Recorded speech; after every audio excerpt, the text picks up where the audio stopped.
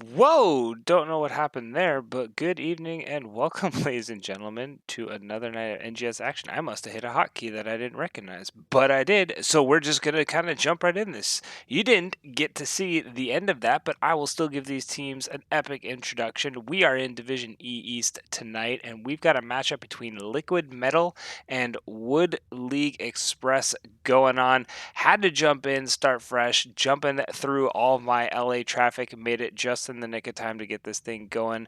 Let's get you guys over the maps so you can see what is going on. These teams are in the lobby and ready to go, so I don't want to keep them waiting any longer.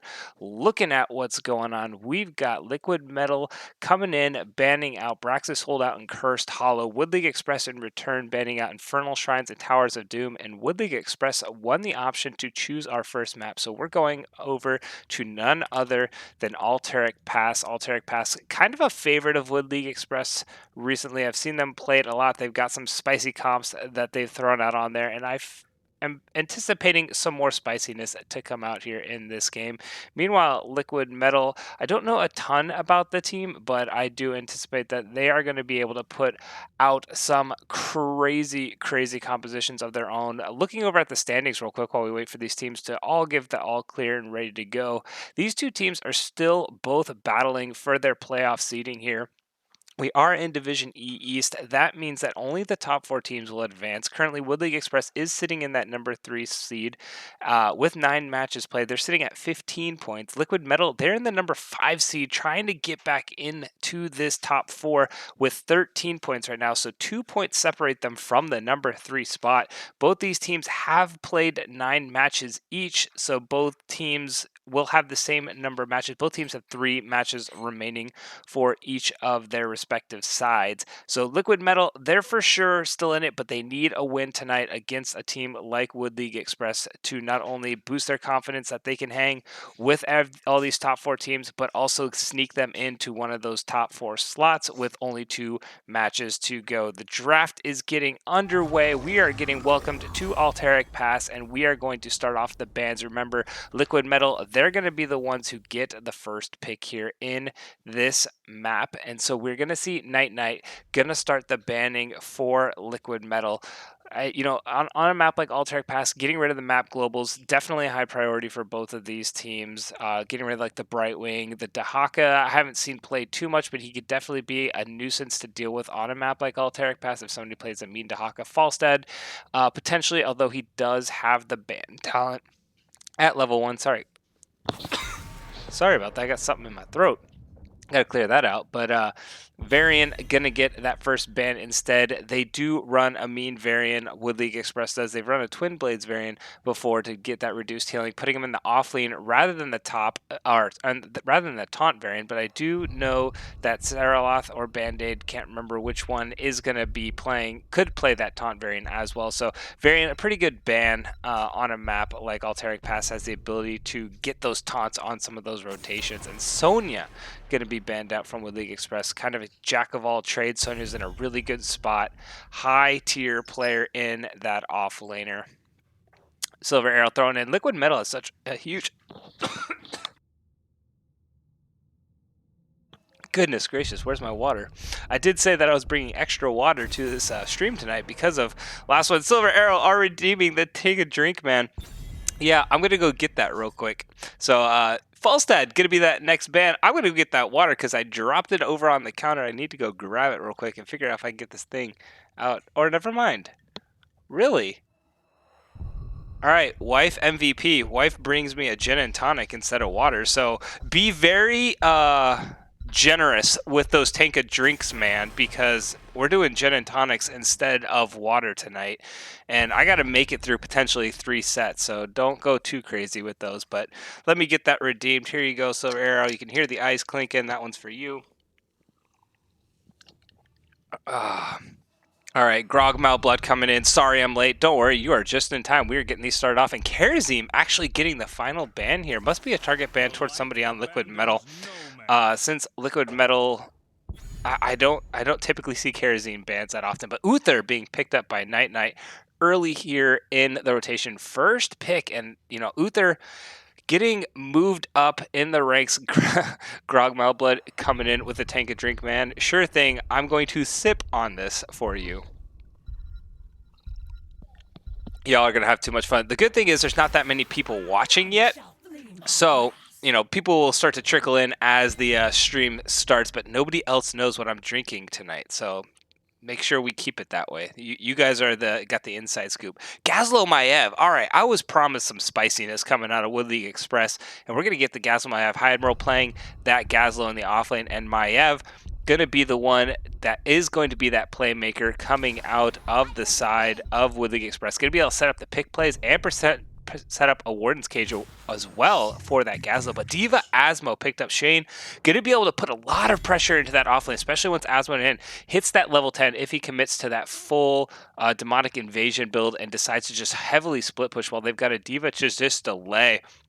Oh, here we go again. Toast Monster coming in with the tank of drink, man. Absolutely will get that drink settled for you. Give me 1 second. There we go. Drink secure.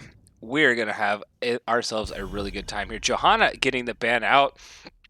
Interesting choice that Johanna didn't want to go against the tank with the Uther and the Diva. I anticipate another main hyper carry coming out from the side of Liquid Metal. And then I would expect potentially another healer, and maybe it's going to be Uther Diva frontline. I don't know. Otherwise, it's going to be, yeah, it's going to be really interesting to see how Liquid Metal round this thing out. Secret Gin coming in from Handasana. Yes, it is the Secret Gin. Oh man, here we go. Everybody's just picking it up from where we left off at the last stream. You guys made me take so many drinks last stream. Don't worry, I got plenty of water here to balance it out. But Crizzo, I will definitely get that drink redeemed for you. Give me 1 second. All right. Drink is secured. We're getting these last two picks coming in, and it's going to be the Garrosh and the Orphea. Garrosh going to be able to set up a lot of these plays with that toss and that taunt Warlord's Challenge to set up the Maev for some plays as well. Orphea going to be able to put a lot of lockdown into that Warden's Cage. So Maev going to be able to set up the plays with the Garrosh. Orphea going to be able to punish whoever decides to get caught out from that that combination that's coming out from the side of the Wood League Express. I like the spice. I'm really curious to see what these last two picks are going to be from Liquid Metal. Hyper carry for sure. Lunar wasn't the hyper carry I had in mind.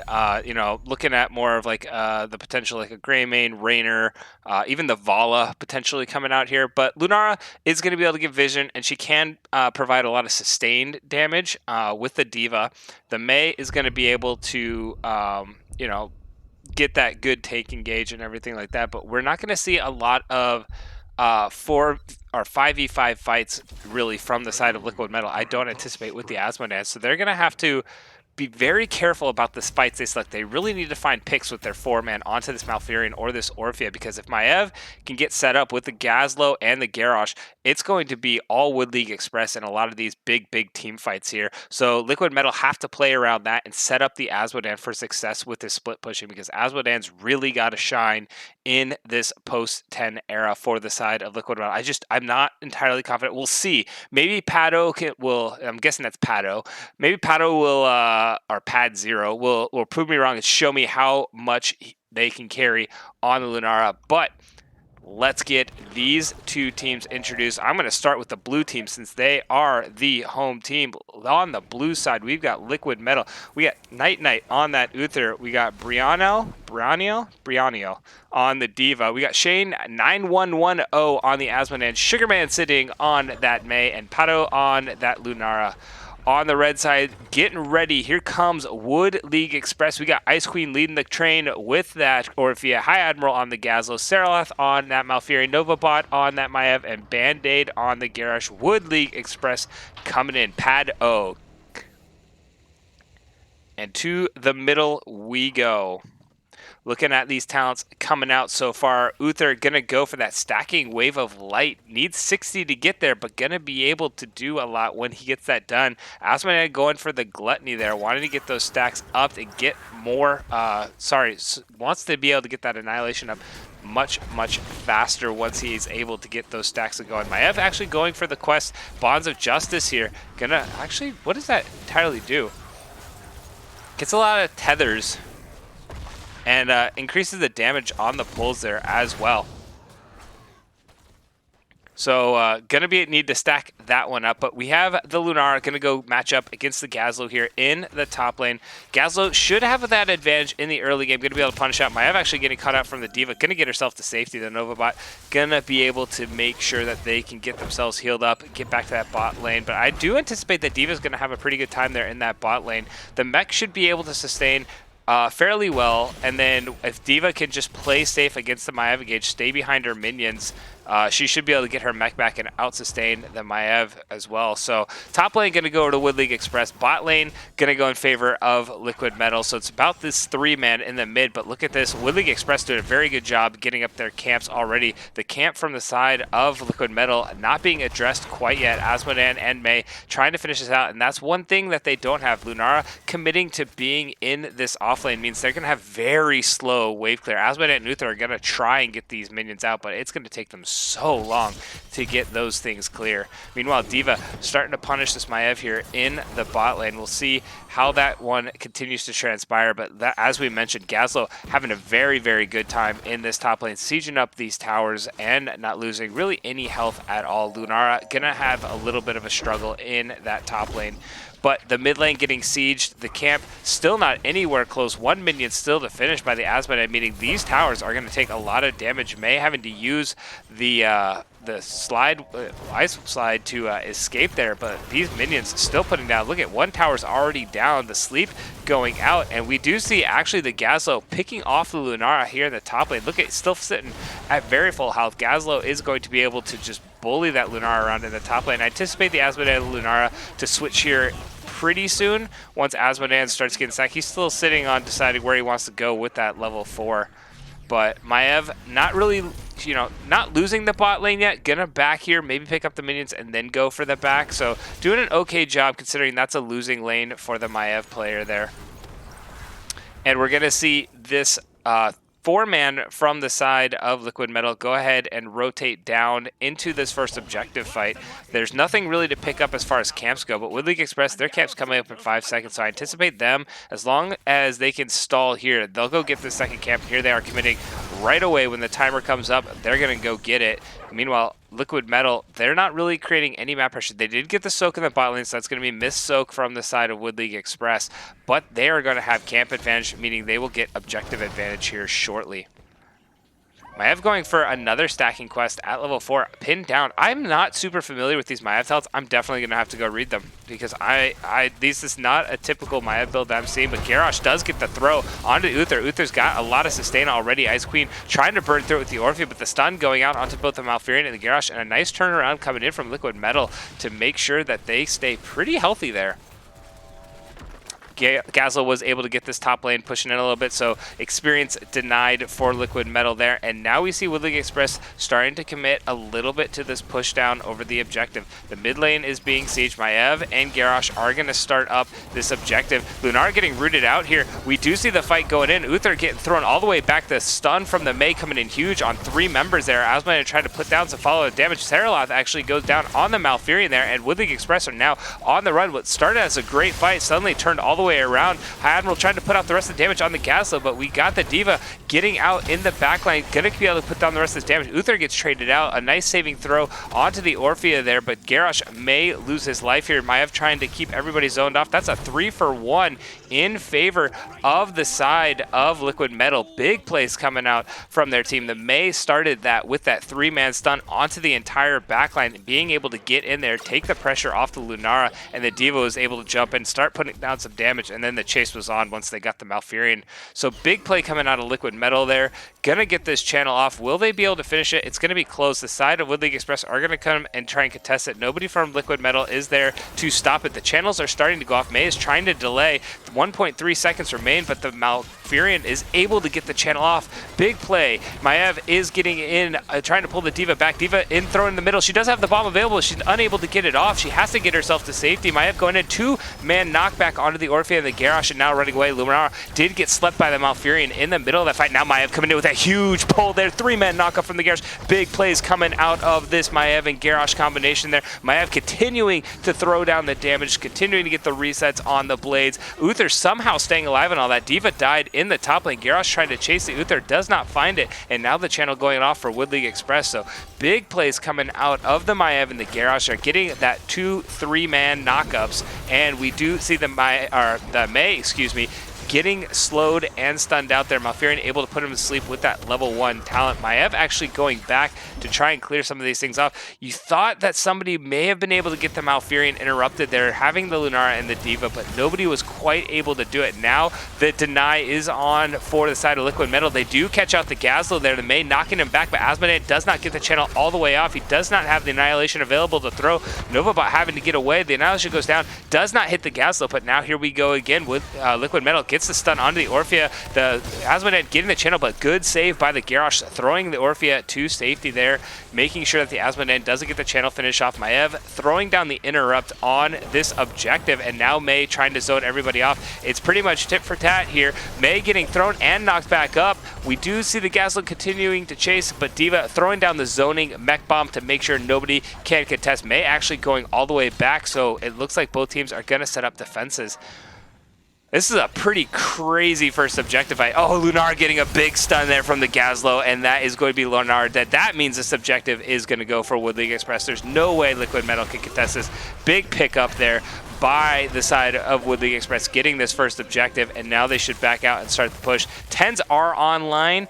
Ice Wall being thrown out, but unfortunately does not connect. The rest of the 10s coming in. We got D-Storm coming in from the Uther. We got micro missiles from that D.Va. We got the Leaping Strike from the Lunara, and instead of going for the split push Asmodee, we've got the Tide of Sin being picked up by the Asmodee, so he's not going to go heavily into that split pushing. He's going to go more for the team fighting due to the fact that, you know, we said in this post 10, Lunar, I just don't think is that hyper carry champion that they're looking for. They need the Asmodee in those team fights. But nobody responding to the Gazlo in the top lane. This is going to be a big push in the top lane for Gazlo. The big defense is in this mid lane. The objective almost completely finished here, but that's going to be a trade out for this top fort. Maiev putting some pressure down on D.Va in the bot lane. We'll see if she's able to find some other pick around this objective here, but everybody rotating up. Gazlo getting caught out. Grab Bomb going down here. Asmodee, a D-Storm comes out, gets that secondary stun. There's no way Gazlo's getting away from that one, and that is a kill going over for Liquid Metal. They will get the fort. Oh my gosh, no way. I don't even think that thing, 9 hit points. 9. It has 9 hit points. A cool breeze on Alterac Pass would blow that thing over, but it has 9 hit points, which means there will be no siege minions here in the top lane. Orphea going to go over and commit the defense, and now we see Liquid Metal going to try and put some pressure to the top fort. Mei going in for the Orphea, has Ice Wall available, lands onto the Gazlo. The Garrosh going in to try and find a fight. A 2-man taunt right in the middle of that Eternal Feast, and that Mei is going down. The minion getting thrown on top of Uther, trying to get the Boink kill, doesn't quite land. Gazlo going to continue to chase, not going to be able to find. Uther walks back into the stun.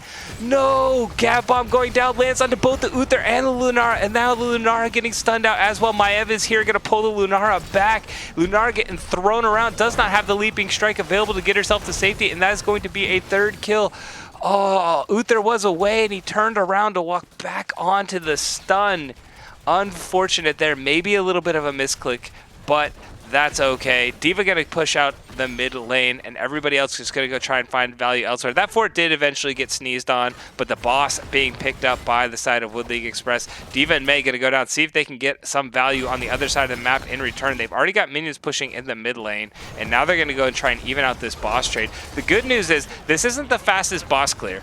D.Va doesn't have a very fast boss clear either. Uther coming down. They really don't have a fast boss clear until Lunara gets here. Asmodee's going to the middle, maybe to try to buy some time for the rest of his team. Now it looks like he's leaving the middle and going to go down and try and help with this boss. But this boss is still very healthy. If Wood League Express rotates down, they will be able to contest this. Unfortunately, they did answer as 5 to those minions in the middle, meaning this boss is going to go over to the side of Liquid Metal. So boss for a boss, not a bad trade there. Got a lot of Wood League Express fans coming out in chat. Love to see it. Hopefully there's some Liquid Metal fans as well, because this game is pretty back and forth so far. 9-4 in kills, but that doesn't necessarily tell the entire story. Wood League Express picking up their own siege camp. We'll see if Liquid Metal go pick up theirs as well.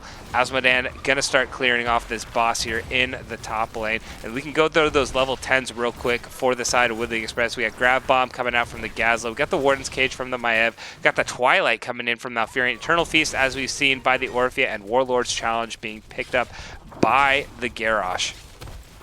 Fort did go down here in the bot lane, so that will be a fort for a fort now in favor of both sides. So map pressure is pretty much even Steven here. Actually a little bit in favor of the side of Liquid Metal. Their boss is still pushing, although it will die to those towers real quick.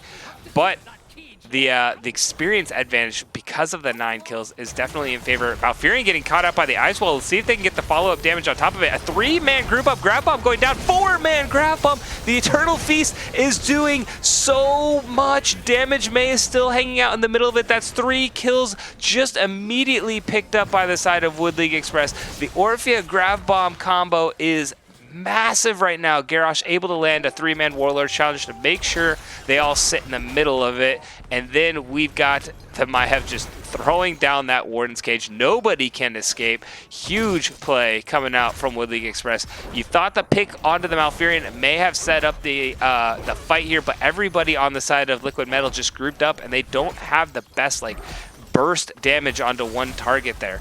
They have a more sustained team fight using the Lunara to kind of just poke around, but they all got grouped up. Gazlo recognized it and said, goodbye, you are all going to die. And now we've got this second objective picked up. The middle fort did fall to the Asmodan. He was able to get the rest of that. And so now we've got everybody, 2 forts to 1 in favor of Liquid Metal, but the experience lead is heavily in favor of Wood League Express. 16's online right now. They're grouping up as 5 to push in this bot lane. That actually may be okay for the side of Liquid Metal. They're going to be able to respond to this bot lane push. They only need to send 1 to deal with the top lane. They're actually sending the whole team, meaning Wood League Express are going to be able to push as 5 uncontested in this bot lane. They may be able to get some significant keep value here, since the entire rest of the team from Liquid Metal rotated top. We'll see how much value they get, but these walls are melting, absolutely shredding. The objective is still very, very healthy. Everybody walking in. This keep will not stay standing. I expected at least May by herself. She is very safe, can get herself out, would be defending this. Instead, she did go bot or top. So this keep not much longer for this world, getting down very low. Will we have another 9 health keep? Nope, it'll be a little healthier than that. The rest of Wood League Express pretty happy with what they were able to find there. And so we've got a 2 forts to 2 forts so far. 1 keep just needs to be, again, sneezed on to be finished off there on the side of Wood League Express.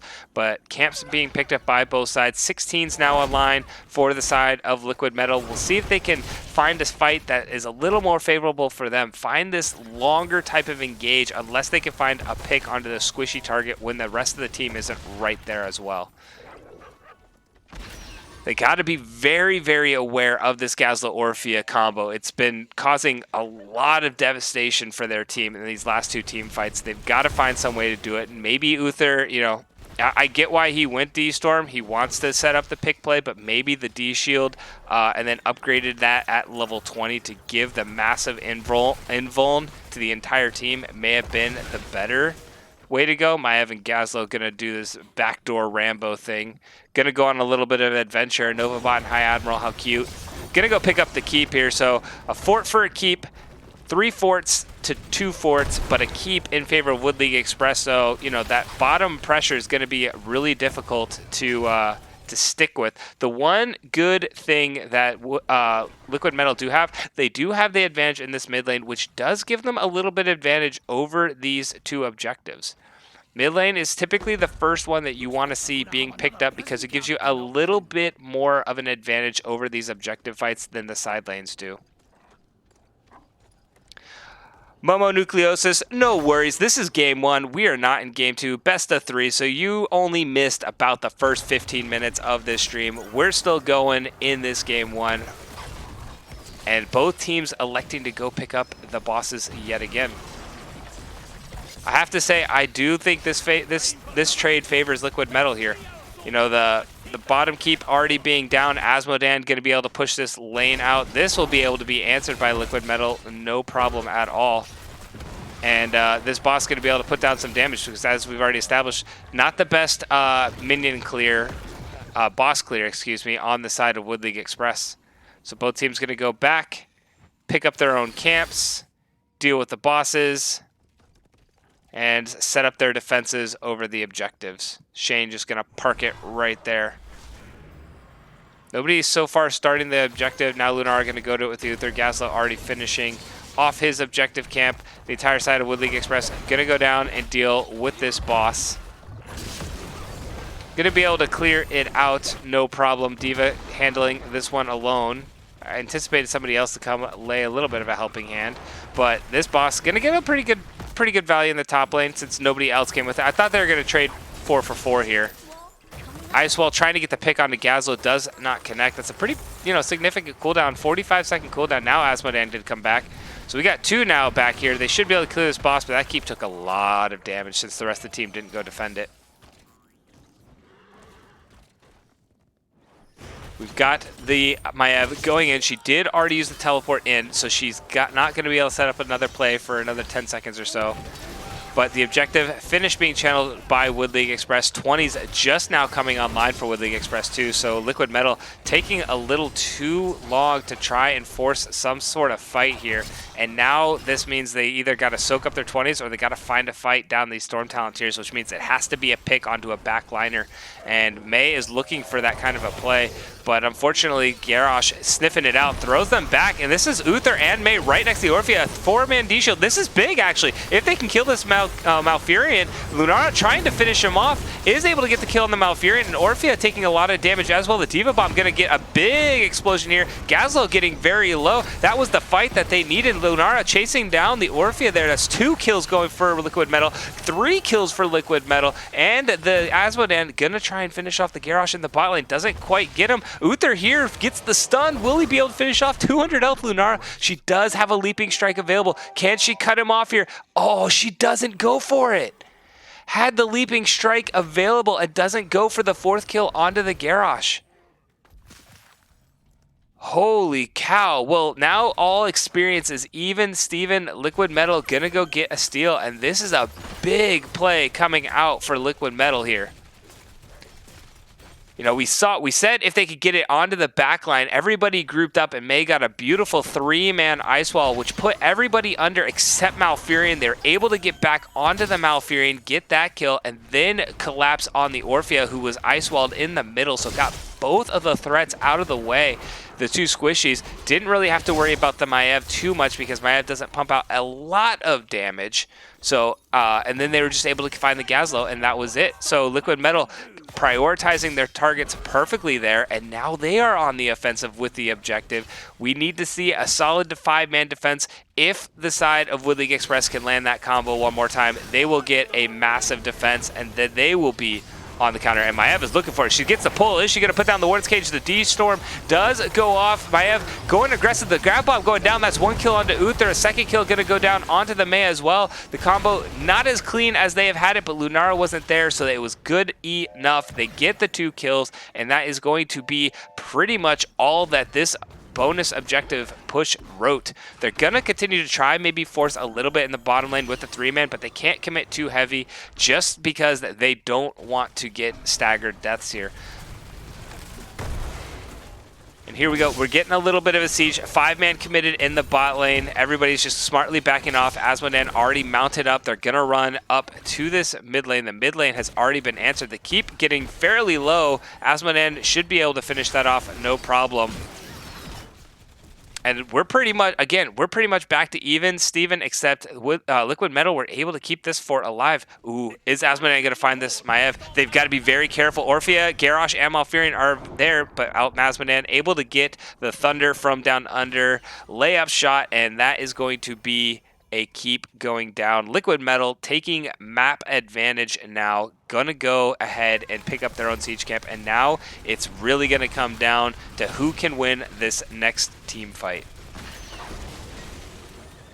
going over some of these 20s, we've got the Divine Protection coming in from Uther. Unfortunately, he didn't get much value from that, and I don't really necessarily know if I would agree with this one. Giving the extra armor and duration, that's great, but there's not a lot of heavy armor damage. I mean, Maev isn't your threat. So either getting the comeback or just getting the even bigger D-Storm, I think would have been more value than Divine Protection here, just because of the composition that's coming out on Wood League Express. But here we go, the rotation coming down. Everybody ready for this last hurrah. We're getting both these teams down into the objective. Ice Wall going down. It does not connect the boss. The castle is just getting stuns after stuns thrown down, but none of them connect. But important to note, this is still continuing to push in the mid lane. That has to get answered by the side of Wood League Express. Otherwise, they will lose the keep. So the longer Liquid Metal can keep them here, the better it's going to be for them. The keep is absolutely melting. Going to continue to fall. Asmodean did get stunned out in one of those, but the keep is gone. Look at this. This keep is just shredded. So Liquid Metal delaying very well here. The Asmodean's starting to pump out some serious damage, and now the siege is on into the core. I don't believe it will be able to finish the core, but it will be able to do quite a bit of damage. Remember, top lane is pushing as well. Liquid Metal, they're backing off because they're like, let's just delay. That's all we got to do. Maev wants to pick this fight. She goes in, looking for the fight, gets the stun from the Uther, and has to walk herself away. The rest of the team's like, guys, we're doing fine. This boss is falling. He will be able to finish all that off. It's just a bunch of measly minions there, but no fight breaking out from these two teams. I was anticipating a big fight to break out, but Liquid Metal showing pretty darn good patience there, not wanting to take a fight, and so that's another keep down. The rest of Wood League Express, they're going to go try and get this bot play one more time, this boss play. The rest of the side of Liquid Metal going to go ahead and try and channel us off this objective. Gaslo may have started the camp, but then backs off of it. Lunar going to scout this out. They know that the boss is being picked up, so Asmon, it's like, cool, if they're all doing the boss, I'm going to try and get this third keep. And we're going to try to get this camp as well. Gaslo all alone, doesn't have anybody to defend him. The Divine Shield going down. Gaslo stepped out a wee bit too far there and going to get punished for it, and that's a camp steal for Liquid Metal. He did not have the rest of the team there. With the Uther stun and the Lunara leaping strike, Lunara can get in range very, very quickly there, and she does get that kill onto the Gaslo. So that is another big pickup by Liquid Metal. This boss does need to get addressed by Liquid Metal. They have to send at least one back to handle it. And I mean, it's probably got to be the Asmodean because he is going to beat up this core. I'm pretty sure boss wins this fight. And the rest of Wood League Express are like, we're just going to go with it. The boss is fighting the core right now, being completely ignored. The entire side of Liquid Metal, they're going to... Okay, now they're starting to back.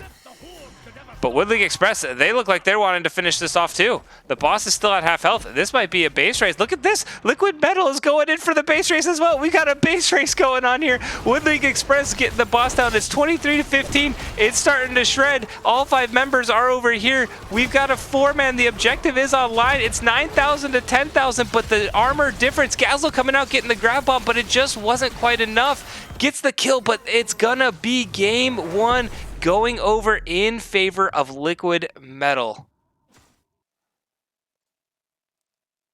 And just like that, that is what the difference of that armor makes for those two teams there. That was absolutely insane.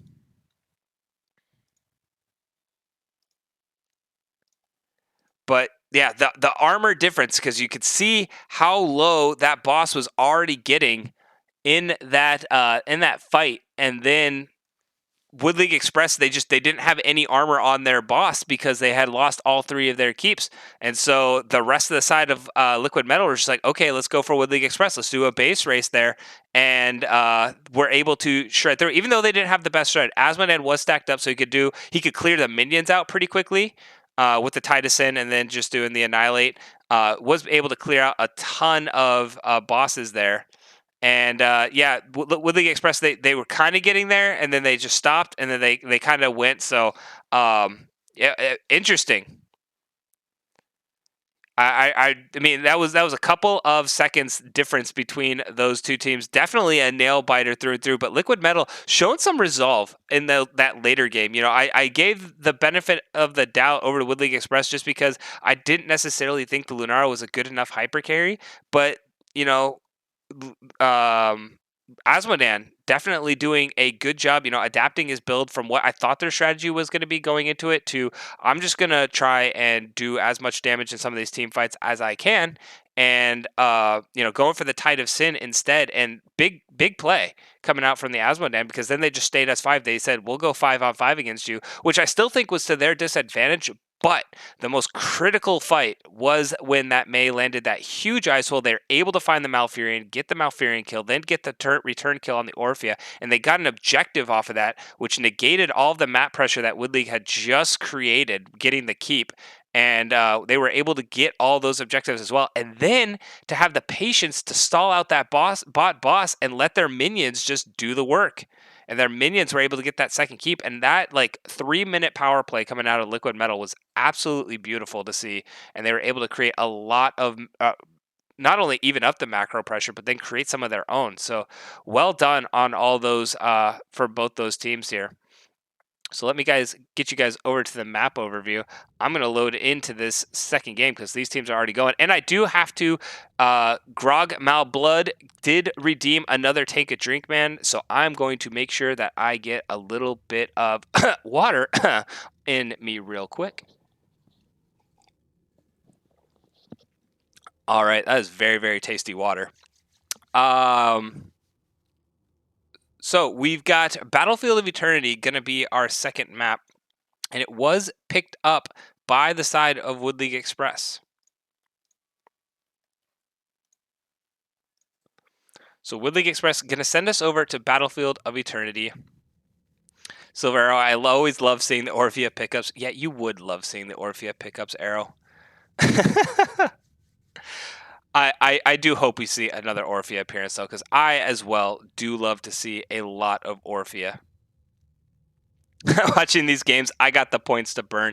Absolutely. I don't remember who was the other night. Somebody redeemed the pick a hero redemption to pick a hero for me. So, and then they never told me what hero to play. So I know who it was. It was Moshi. I'm waiting for him to tell me what hero to play, and so I know what hero to play on my next game.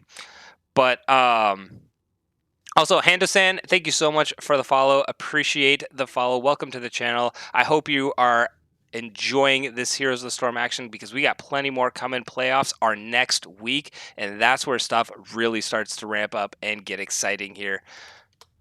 So I'm letting these teams know that I am ready. And for anybody else who wants to get in on some of this playoff action when we start up next week, be sure to drop a follow. I will make sure that you guys get that notification when I am going live to cast some of these awesome playoff series that we're going to be having come over. Season 11 is going to be absolutely insane. I feel like Season 11 just started and we're already in playoffs. Like this is just absolutely insane. Band-Aid, you're supposed to be playing. Stop talking about Twitch chat. Guys in the middle of a game, it's like, hold on, I gotta go talk in Ice's Twitch chat real quick.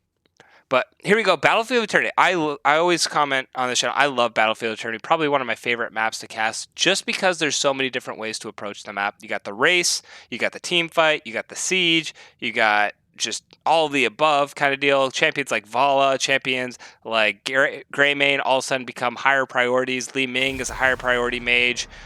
Champions that can play around the immortal stuns like Varian, like Garrosh. So maybe we'll see a Garrosh as well. There are so many different ways to go in there. Yeah, so yeah, as Silver mentioned, yeah, Div E West, Div A West, and I believe it's Heroic. So those three divisions still have technically one more week in the regular season because they're on a double round robin system. So those teams will play their final week while every other division starts their playoff series. And then they just take the top 4 instead of the top 8. So they will pick up with everybody in the semifinal week. But we've got another Charisene ban, so that must be a target ban coming out of Wood League Express. I don't know who on Liquid Metal plays a mean Charisene, but they're not playing it this series. And Falstad getting another ban as well. So same bans coming out from the side of Liquid Metal. We'll see if Wood League Express, yep, same bans coming out from, nobody's changing anything. Both teams very confident with the bans they picked in game number 1, as they should be. It was a very close game 1. You know, the bans could be changed because of a map with a lot of race potential. No real race heroes were banned, and none were first picked. D.Va getting first picked here in game number 2. I believe she was picked first in game number 1 as well. Who was picked first? Was it D.Va? I don't remember. But D.Va going to get picked up here, and D.Va does very well on a map. Going to be able to zone off people off their own Immortal very well with that mech, and also be able to chase people down with micro missiles.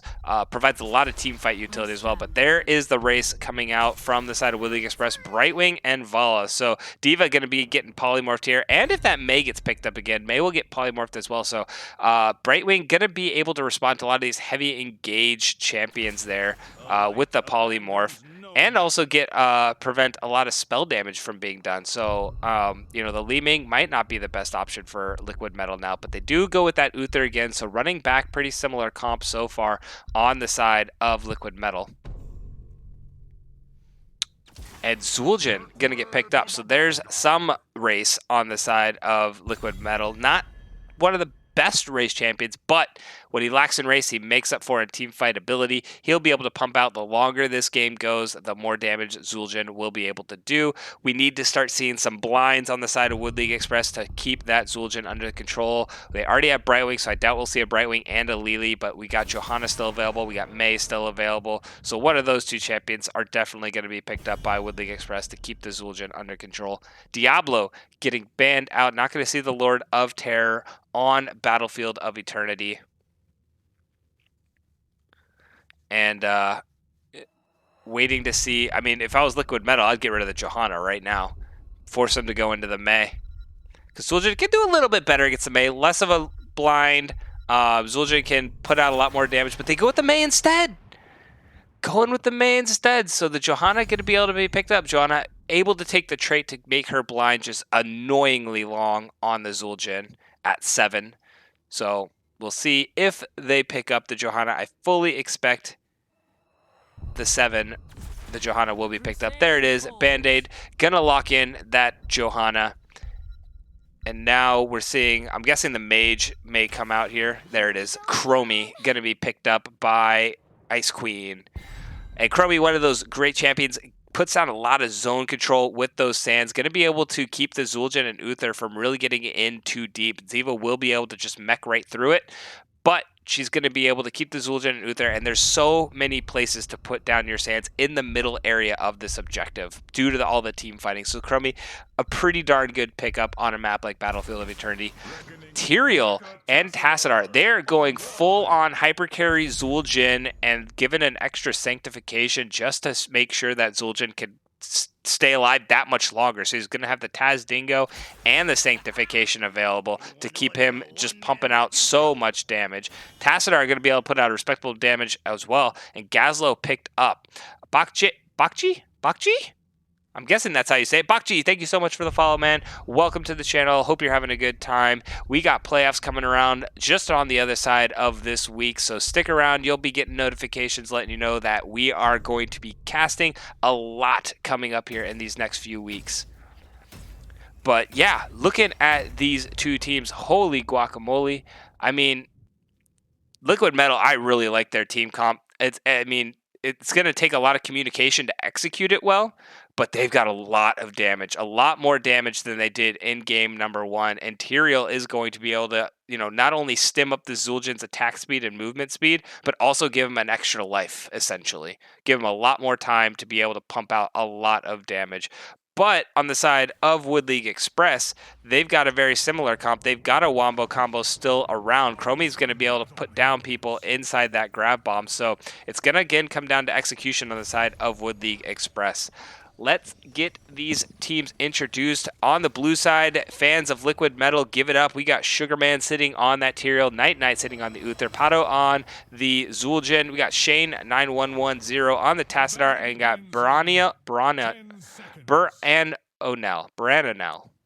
on the D.Va. Meanwhile, on the side of Woodleague Express, we got Sarah Loth sitting on that Bright. We got Novabot sitting on the Vala, Ice Queen on the Chromie, Band-Aid sitting on that Johanna in the top lane. We've got High Admiral on the Gazlo. Silver, I know you're super happy to see the Tyrael. Too bad you do not have the Tyrael spray or the Tyrael emote there. Tyrael emote being that second tier. Gotta really give it up to get the Tyrael emote there, but I'm super excited to see Tyrael as well. One of my favorite champions in this game from when I played back in beta. I always loved playing Tyrael. And here we go. Let's see how this Zul'jin gets a stack in.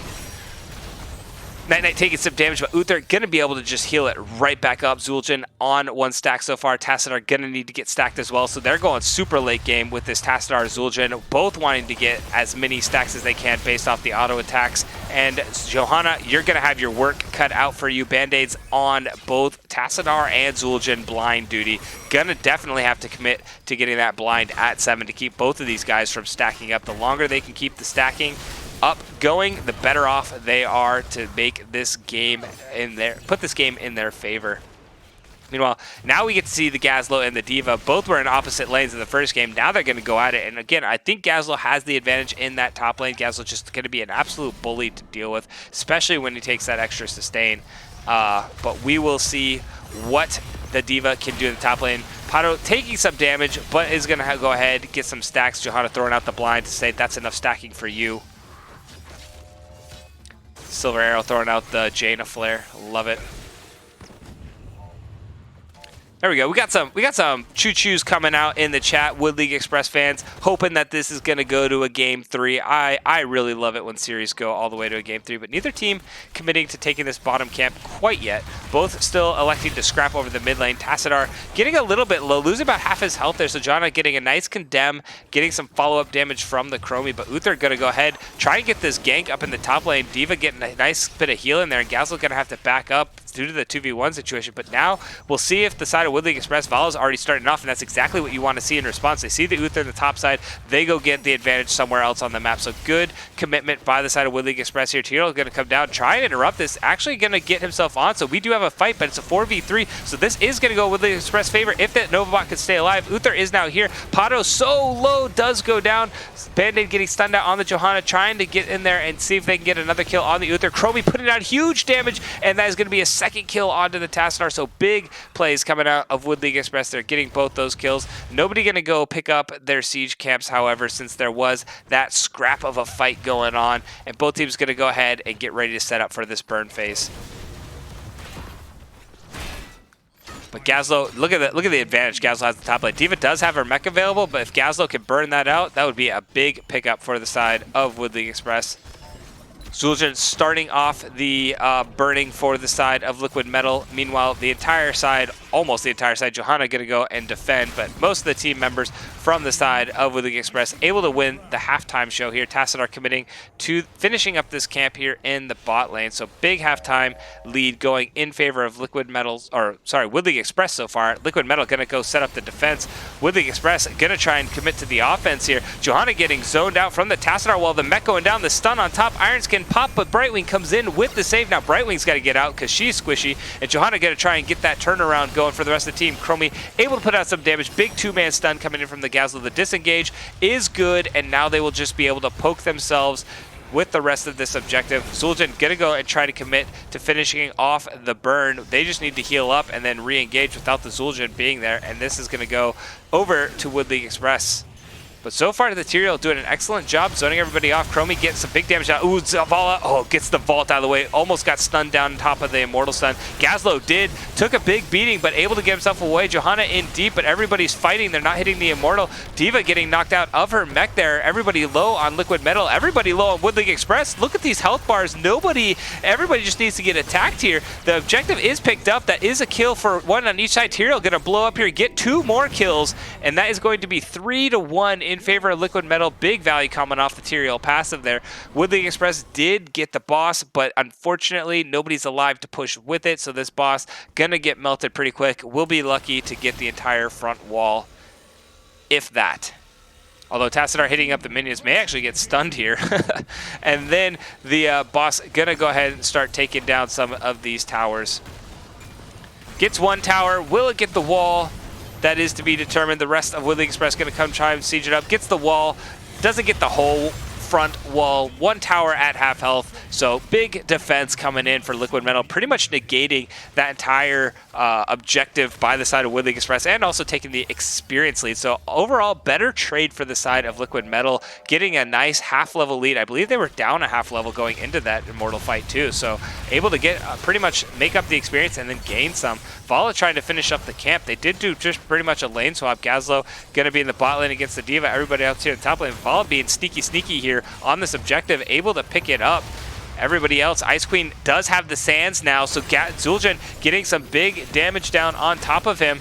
But look at this, one thing to note, Johanna went subdue instead of going for the increased blind duration at 7. That's going to mean that Tassadar and Zul'jin are going to be smiling. They're going to be very happy that they don't have to have a double blind duration on them. They're going to be able to get those auto attacks up. But ooh, Tyrael taking that Q, unfortunately he is able to get away, but taking that Q could have actually put him in a very bad spot. Wasn't a bit of trouble. Johanna continued to just throw down the condemns, but the stun does come out. I do not believe Iron Skin is available, so she has to get herself to safety there. And a lot of scrapping back and forth between these two teams. Chromie actually in a very bad spot, able to get herself to safety, and now puts down the reverse pain. Tyrael goes down there, trying to chase down this Chromie to see if he can get some damage. Does not connect, and so Tyrael is traded away. That means right around this objective, we are going to see the side of League Express start the halftime burn in their favor again. And I mean, this bot lane is pretty much even Steven at this point. D.Va's got a little bit more tankiness to her now. She's going to be able to survive against the Gazlo. But we do see Uther maybe getting a little bit caught out here. Taking a little bit of extra damage. We'll be able to just heal it up. But this objective is a fallen quick. 10s are almost online for both teams. Iron Skin is popped. Uther trying to find the rest of this fight here. 10s online for both teams. And here they come. Let's go over the side of Wood League Express first. We've got Rain of Vengeance coming in from the Vala. We got Blink Heal coming in from the Brightwing. And we've got the Robo Goblin coming from the Gaslight. But interesting to note, the entire side of Liquid Metal went to go do the burn. Very curious. They went to go try and outburn them even though they had lost the halftime show and end up losing the Immortal. So this Immortal gonna go in favor of Wood League Express again and gonna go back top lane. Blessed Shield is finished by the Johanna. On the side of Liquid Metal, we've got the Divine Storm picked up by Uther again. Micro Missiles by the D.Va. It is not gonna be a Sanctification. It is gonna be a Judgment by Tyrael. Gonna try and get onto this Chromie in the backline. Tazdingo by the Zul'jin and Black Hole by the Tassadar. And here is the siege in the top lane. 4-man on 4-man with the objective. Zul'jin getting pretty low there with the passive. Gonna be able to heal himself back up. Nobody did yet, but the Blessed Shield is thrown out. No follow-up committed due to the Black Hole used as a disengage. And so that is an ultimate for an ultimate traded out. And the Immortal will fall. So only the fort being picked up by the side of Wood League Express. No fighting quite yet. So pretty good value considering they got both of these objectives so far. I'm curious to see where this judgment... I mean, it's got to be the Chromie. That's what they're looking for. Get past those sands of time and try and find out the Chromie, because the Chromie is going to be putting out. But here we go. The Robo Goblin popped at a perfect time to make sure that that Tyrael judgment does not connect with the Gazlo. Big plays coming in from the Gazlo there. Not wanting to go for the Gravel Bomb. Instead wants to just create a bunch of map pressure for his own team there. And some more siege potential on this boss as well. But early camp pickup. Neither team trying to get a timer there. Both just trying to keep the experience in their favor. Vala picking up the camp here for their team, but we do see a potential camp invade coming out from Wood League Express. Zul'jin standing on it. The D-Storm is popped, and Brightwing's in a very rough spot there, trying to get herself away. D.Va did drop the mech bomb. Johanna does not have Iron Skin available, trying to run herself away. Rain of Vengeance may have just saved that Johanna's life, and now the return fight is on. Uther trying to get himself out. The shield coming out from the Tyrael will be enough to get everybody away. Tassadar now rotating down, looking for a wall. Doesn't find it. Instead tries to throw out the poke. Doesn't connect. A Black Hole actually being committed as well. Scared for the potential pick coming out on the side of Wood League Express. And so now Wood League Express, they've got this minion in the top lane, meaning they have the opening in the bot lane to potentially siege this up. They elect to go for the Immortal instead. You know, they knew most of the members were backing since they were so low, so I was curious to see if they were going to push and try and get some fort pressure but instead going for the Immortal fight there. Tassadar is not there, but neither is Chromie. Judgment being popped down on to the backline. That is a huge combo coming out onto the Brightwing. That's the target that they were looking for. Uther able to get that crowd control follow-up, and that is going to be a kill onto the Brightwing. Woodley Express trying to finish off this Immortal as best they can. The Chromie just sitting back there poking Gazlo, and Vala trying to just peel back. Chromie trying to win the halftime show and wait for this Brightwing to get back online and phase shift herself back in. Zul'jin committing to the fight down in the bot lane. So if Woodley Express can continue to poke, they might actually enjoy the fight that they've got right here. Tyrael getting very low. Chromie hitting a couple of those sand blasts, and now they've got a full 5 there. Stasis being popped by the Chromie to make sure she does get picked up in that black hole, and now Woodley Express looking like they're on the hunt there. But they got to be careful. Health bars are fairly low. Zul'jin is here to start fighting and putting down some damage. Uther does get himself traded away, trying to heal everybody back up. Zul'jin only at 18 stacks so far, since he has been the main burn from the side of Liquid Metal. And now we've got a 5-on-4. Vala had to go heal herself back up. She's coming back for the re-engage potential. And if they can find a pick onto the Zul'jin or the Tassadar, it's going to be big for Woodley Express. The Zul'jin getting focused there. It doesn't even get the Taz Dingo off. Vala securing that kill. And now Diva's on the run, but the wall is actually blocking herself off. She can't escape that way. Got to go this way and gets killed. And that is 2 kills for Woodley Express. Vala landing the follow-up damage onto the Tyrael, and that will be the Immortal going in favor of the side of Woodley Express. Big pickup. Look at this minion wave too. If they can get down here and start pushing with this before the Immortal gets here, this could be a keep call.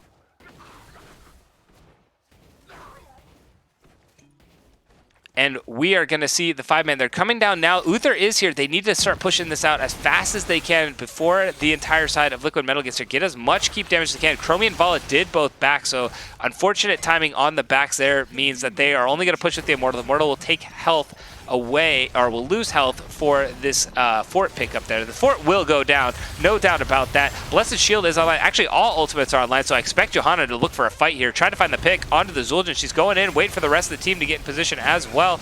And they're not pulling the trigger quite yet. Looking for that potential play. Gazlo actually rotating himself away, not going to stay and push with the rest of the boss, wanting to go get some of that sweet, sweet soak. Johanna looking for a potential Blessed Shield around the Immortal stun. Nobody standing in it. Vala vaulting herself all the way forward, lands her in Avengers. Now the Blessed Shield gets thrown out there. They're looking for Night Knight, trying to put him to sleep, but unfortunately Johanna gets in a little too deeply there. Now the Judgment coming out right on top of the Brightwing. Brightwing having to blink heal herself away, but Jiva Bomb in a big position. Can she get another blink onto the Vala? Vala's got to get in position to help Brightwing. Brightwing needs some help. Nice blink coming in from the Brightwing there, gets herself to safety. Saraloth putting on the moves, and that is going to be 1 kill in favor of Liquid Metal. They will get rewarded with this bot camp, and potentially, since there's 14 seconds on Johanna, may go try and steal this camp away.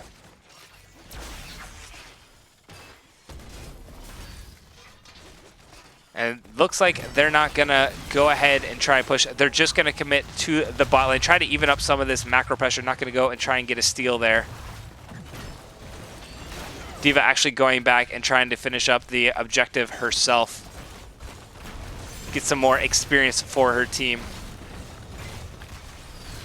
Meanwhile, the Gazlo trying to find the stun. The engage is on. We do have the Blessed Shield available. Will get thrown out. The Divine Storm is popped by the Uther. Blessed Shield still there. Now getting thrown out. The Zul'jin getting stunned out right in front. Condemn going down. We're looking for the punish to follow. Everybody, Tyrael getting caught out by the Gazlo stun there. Chromie putting down some damage, but they still can't quite catch the Tyrael. Too quick, has the moves, definitely is able to get that extra movement speed from the level 7 talent, giving himself the extra 20% movement speed to get away. But another 5v4 situation for Wood League Express around this bot, or this boss. And High Admiral going to go and clear out this camp in the top lane. Get some more pressure going to the lanes. That's one thing that we have seen Wood League Express do, is get some minions pushing around these objectives to get themselves even more objective pressure. Tassadar is available, so the rest of Wood League Express having to back themselves off. Gazlo did pick up the objective and now going to come in. The Zul'jin already committing to the fight. The Chromie is able to get the stasis off, so she does not get stunned out there. Throws the sands down, and everybody's stuck in those sands. If they can stay alive, this is going to be a lot of members stuck in the sands from the side of Liquid Metal, but we already see the Brightwing going down. Gazlo getting traded out here as well, so the commitment from the Tyrael was enough to catch the Chromie. Everybody was able to get in deep before the Chromie got the Sands down, and so that will be 2 kills picked up by Liquid Metal, but this is still push. Look at this. 2 siege minions and the entire siege camp. D.Va now going to come back to answer this. And the rest of Wood League Express going to go and maybe set up defense. They got Brightwing coming in. Actually, looks like they're going to go for offense. I thought they'd go for the defensive play here, considering that they have Brightwing coming up in 7 seconds. If they could just stall. Now that Johanna's coming down here, and we've got the defense that may be just a little too late. Brightwing is teleporting herself in. D.Va now rotating herself down as well. The objective is going to be finalized. Man, if they had gotten down here, look at the health bars right now. Unfortunately, they have to back up now. Now it's a full-on commitment here. Gazlo's trying to get here to see if he can get in and try and turn this tide in favor of Wood League Express, but the rest of the side of Liquid Metal going to go back, pick up the objective, and they get their first objective of the game. So here we go again. Will Liquid Metal, on their back foot for most of Game 1, found a way to get back into it in Game 1 and take the win? Is this the start of their turnaround in Game 2? The shield is getting fairly melted by the side. The Vala is able to take care of that pretty well. The Chromie able to throw in a few licks, but Vala doing a majority of the damage here. But we do see only 4 members committed. They could just potentially push past this boss. This boss is so low. Johanna, if there's a time to fight, Johanna could find it right now. The Tyrael is stunned out. It's a 4v5. Actually, Tyrael diving in a 4v5 situation as well. So this is the fight Wood League Express wants, but Gabso actually goes down. The stun going down onto the Zul'jin, so he doesn't get the Taz Dingo off. Vala now committing to this fight, and we have the fight is on. Chromie is out of mana, so that is one thing. Actually, so is the Vala, so that will probably be all they can do realistically. But man, I thought that they were going to try and pull that trigger much sooner, considering the boss was pretty much gone. I'm shocked Tyrael dove in there in that situation. It's like, hey, we got 4 on 5. Let's try and take that fight. But look at this. 9 kills apiece. Experience is pretty much even. We do have map advantage in favor of Wood League Express. They have 2 forts to 1, and they've got this keep wall down. So they can always get some pressure in that top lane. They do have the passive minion push. If they could time it again around an objective, which they've done pretty well this entire game, they will be able to, again, create a lot of pressure for this D.Va. Powderfinger23 coming in with a follow. Thank you so much for the follow. Hope you're enjoying yourself on this channel. Do appreciate all of the support. Keep it parked here in the weeks to come, because we got NGS playoff action right around the corner, and you're going to catch a lot of it on this channel. In addition to all the other fantastic casters that will be casting, we got a really strong lineup coming up in playoffs this season, for sure. But back to this game, objectives picked up by both teams. D.Va able to get the camp in the top lane, and the rest of Liquid Metal actually going to push out this bot lane instead of going for the objective early. I like the play, trying to negate some of these fort pressure, get a little bit more macro pressure in your favor. But Johanna looking like she wants to commit to this fight now. She gets a 4-man condemn, but the return damage, she throws a Blessed Shield out to disengage for herself. The return damage from this micro missiles and Zul'jin, who's almost completely stacked up, is massive.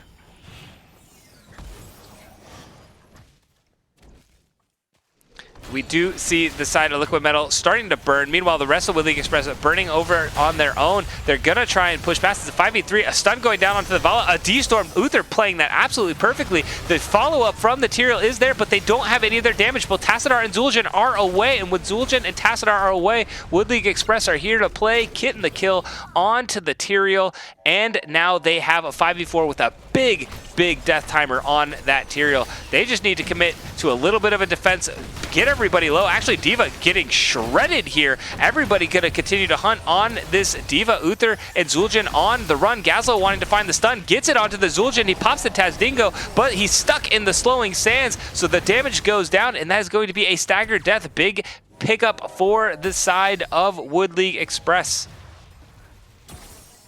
And that means they can commit to this offensive burn. Gazlo will commit to the defense. Tassadar is not going to be able to burn that down. And look at the Gazlo putting out the pain on this Tassadar. This boss is absolutely getting shredded by the Vala, and Gazlo can just walk himself away.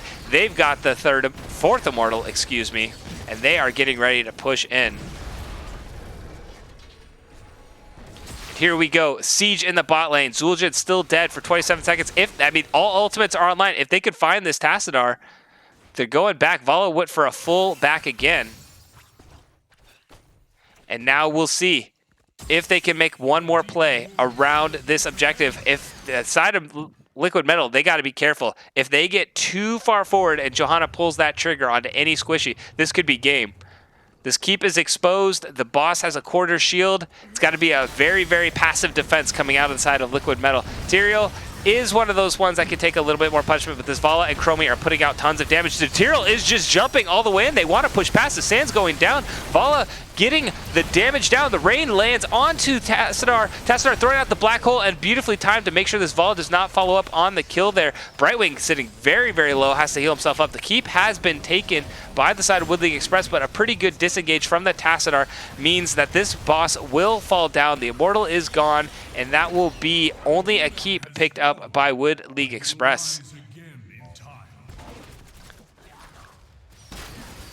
If Brightwing hadn't got... Oh, the taunt is on. Stasis being popped out of Chrome. She's calling for help. She's like, guys, I need some assistance here. I'm getting caught out by the Tyrael, but she's running away. The stun may come in huge from the Gazlo and landing onto the Tyrael twice.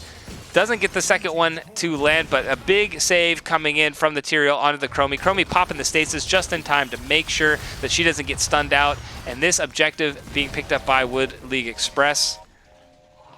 I'm curious if they're going to go set up a siege here or if they're just going to wait for the next boss play, because it's level 20s online for both team. Indestructible by the Johanna, the Piercing Sands by the Chromie, the second Blink Hill, or Invisible Friends as they like to call it. Brightwing able to stealth everybody up.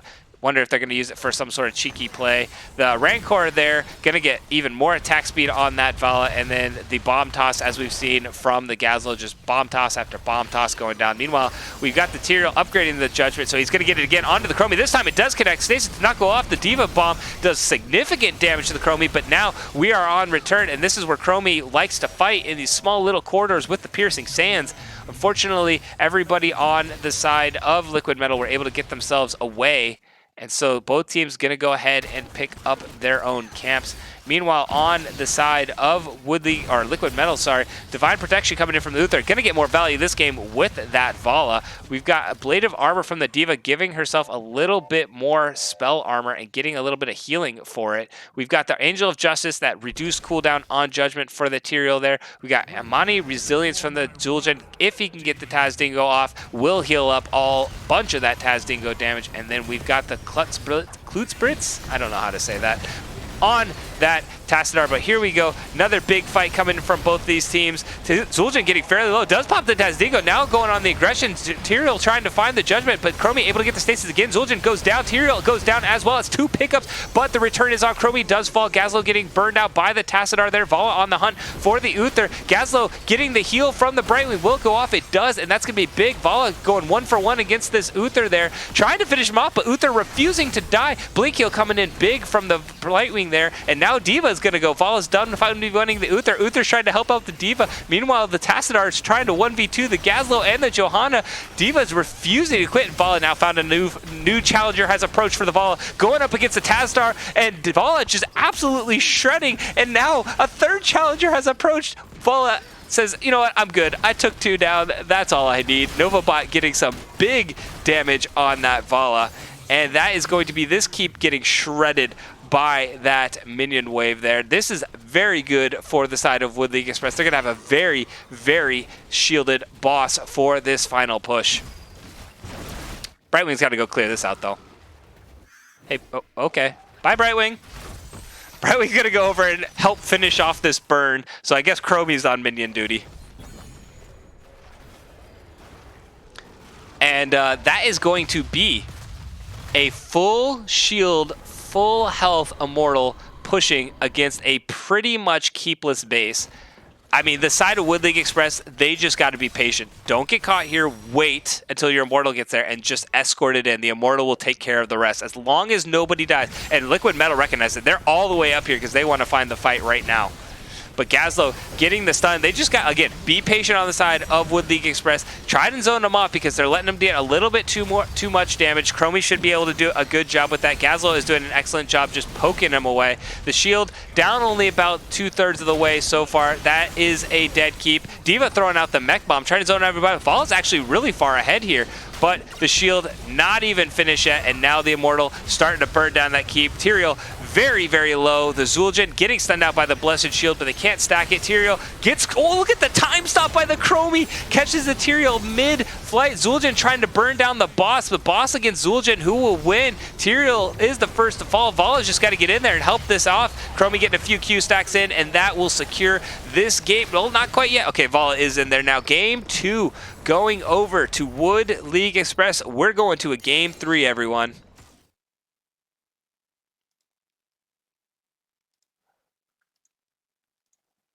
Holy cow. It looked like for just a second that Liquid Metal were going to do it again. It looked like, you know, they were backs against it the whole game yet again. And then all of a sudden, Vala's like, you know what? I'm going to put my carry pants on and just fight after fight. Like, I mean, I'm so glad I chose to follow Vala in that fight because she fought the Uther, she fought the Diva, and then she was just like, you know, whatever that dog's name is from Up, where it's like Squirrel. She's like, oh, look, Tassadar. Went over, fought the Tassadar, killed the Tassadar, and then came back to the Diva. Like, holy moly, Novabot was putting out big, big damage on that Vala. 107,000 damage. Zul'jin got 75k. Tassadar right behind at 74. Gazlo, I mean, look at the Gazlo damage. 97,000 damage on the Gazlo. So big numbers coming out from all these teams in the damage department. We did go 25 minutes on that game. So I believe that was like the 5th or 6th Immortal in that game. Throwing it over to Towns real quick so you can kind of look at some of those things. I'm just curious to see what would have happened if they'd gone Sanctification instead of Judgment there. Giving Zul'jin just that extra life, because there's twice that Zul'jin got crowd controlled, so he couldn't get his Tazdingo off and got deleted before the Tazdingo. Had he gotten those Tazdingos off, maybe that fight, those two fights would have been completely different with the damage he could have put out. But still, insane play coming out from these two teams. Okay, is it Pekeke? Pekeke? I don't know. Pekeke. That's what I'm going to call you, Pekeke. Thank you so much for the follow. Appreciate it. Welcome to the channel. Hope you're having a good time. Park it here in the future for all of your NGS action to come. We've got a lot coming up in the future. Playoffs are right around the corner. It feels like the season just started, and now we're getting to the fun part of this season. These two teams, this is DE West, so this division actually still has one more week to play, but the rest of the divisions, or most of the rest of the divisions, are going to start their quarterfinal matches in the next 2 weeks of division. Yeah, pretty much everything but A West, E West, and one of the, I think it's Heroic or Nexus. It's either Heroic or Nexus. But a lot of playoffs coming up, and we've got a lot of great casters bringing you your playoff series this season in Season 11. So looking forward to all that. Coffee with Sil coming in with the subscription. Thank you so much for the subscription. Appreciate you, man. Enjoy your emotes. Got a lot of them out there. I don't know. Somebody could check if the second one came through. We actually got over the subscription amount. I believe I got to give a shout out to that. Who was it? Where is it? It's got to be back here somewhere. There it was. Mini Paxia came in the other day, gave out 5 gifts to the tier 1 to the community, sent us over the sub count to get another emote unlocked. So we have new emotes. They should be online here. Okay. So anyway, thank you so much, Coffee with Sil. Appreciate the Prime subscription there. Definitely enjoying it and love the purple heart as well. And now I've got to redeem all of these Take a Drink, man. I hoped you had all forgotten, but you didn't. You got me. So how many do I have to do here? Croaky, Silver Arrow, Captain Hen, and Hooli. Oh, man. It's the entire freaking deep fried Ming balls coming in and making me take a drink. And Grog Blood. I got 5 drinks. All right, hold on. Let me count these down real quick. That's 1. That's 2. That's 3. That's 4. Oh my gosh. That's 5. I tell you what, this water, not the easiest thing to put down 5 of in a row. But there we go. 5 down. And Band-Aid coming in with 1 more. And Sil. Okay, 2 more. Hold on, guys. There's one. There's two. Whew. All right. That is 7 drinks redeemed. Thank you all so much for making this caster stay hydrated. Getting ready for this game 3 chugged. Wholy wanting me to chug. I need to make some sort of point redemption for a, like chug something. I don't know what. Chug pickle juice. Dude, that would be disgusting. Never mind. Anyway, 7. Yes. Coffee with Sill. Water. Yes. Wink, wink. Water. Okay, a lot of people have caught on. It is not water tonight, ladies and gentlemen. I do not have a camera set up yet. Although good news on that front. The house offer did get accepted, so we are moving. That means when the new house is moved into, the cam and will get set up. And that means I will potentially be streaming with a camera come next season. So you will actually get to see me finally redeeming some of these drinks and not just taking my word for it, but you can take my word for it. I'm a very trusting person. I will absolutely always redeem all of these drinks. We need proof you're drinking the water. Please send a sample. I mean, I could send it to you. You're not gonna like it when it gets there, but sure. Because we could get him blind. You know, you could die if you drink too much water. Therefore, we could commit murder live on stream. Please don't kill me. Please don't kill me. I just got a house. Thank you all so much. Definitely appreciate it. So I know there was been a lot of people like, hey, come on, when are you going to put your cam up? And I said it would come up once we got the house and we're able to move the setup that I have into a separate room so you don't see the terrifying 3-year-old running around in the background coming up and like grabbing the camera and like shoving it in his face, screaming his favorite Pokemons. So there we go. It will be happening. And I just got an invite, so let me get you guys over to the map screen so we can see where we're going. ISIS special bathwater. Oh my god. Hooli.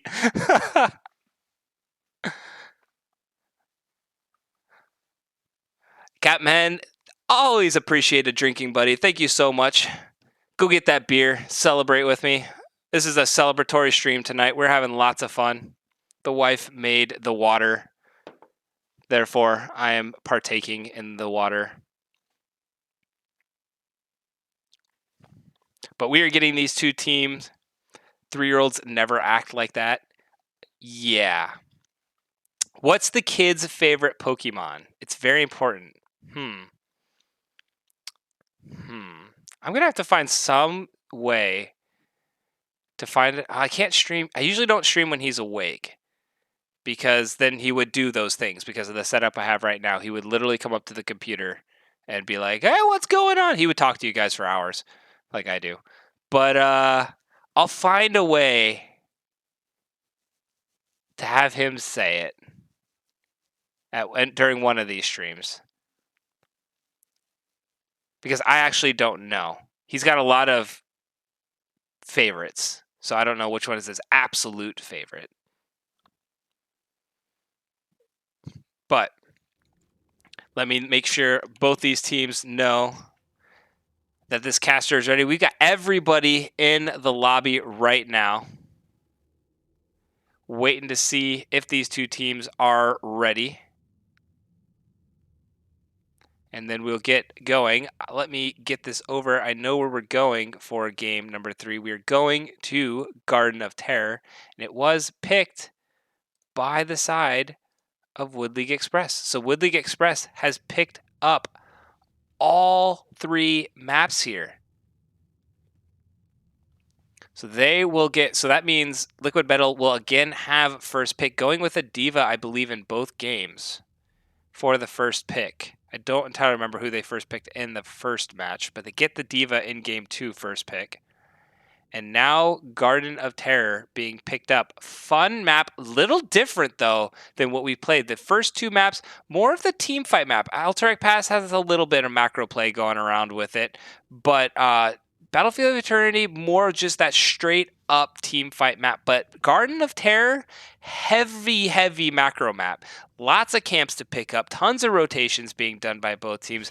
You could see crazy things like the Lost Vikings coming out on a map like Garden of Terror. So we'll see how these teams adjust to their pick and ban strategy. I don't necessarily anticipate either team changing their bans from what appears to be the homework they've done on each other, getting rid of some like comfort picks for either team.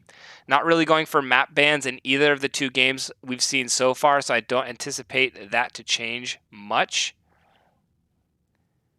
But we will see. Band-Aid again in my chat between games. Band-Aid, man. You gotta focus on the game. Although, congratulations on your Game 2 victory. We'll see if you can pull it back here in game number 3. But Liquid Metal waiting this one out. Oh, we do see a change. Gonna go with the Gazlo ban. So High Admiral gonna have to play something else. Got the Gazlo in games 1 and 2. Not gonna get it here in game number 3. And Kerosene being banned out by the side of Wood League Express. So now we are waiting to see the variant getting banned out as well. So that does mean that Sonya... Oh no, Wood League Express was banning Sonya. That means it was Varian and... Who was the other one that they banned out besides Varian? I don't remember. It'll come back to me eventually. I thought it was Varian and Sonya, but I don't think it was Varian and Sonya. I thought Wood League Express banned it. But... Yeah, it was Wood League Express that banned it. But does this mean that High Admiral may get his Murky? Everybody's calling for it in chat already. I see all these murky shoutouts going there, and this would be a good Murky map. This is one of Murky's better maps. So maybe we'll get the Murky Hogger being picked up first pick. So Hogger was not picked or banned in the first 2 games. Suddenly, Hogger coming out here in game number 3 for the side of Liquid Metal. And that means Wood League Express, they can get that Chromie again. Ice Queen doing wonderful things on that Chromie in game 1. This is another very strong map for Chromie with all of the close-knit corridors. And there it is, the Chromie and the Mal'Ganis Band-Aid special right there. Mal'Ganis being picked up. When I see Chromie and Mal'Ganis picked up together, my spidey senses start going off on what NovaBot is going to pick up with this comp so far. Asmodan making his return here in game number 3. Uther picked up all 3 games by Night, running it back a 3rd time. We'll see what happens in this second band phase here, but it's gonna be interesting.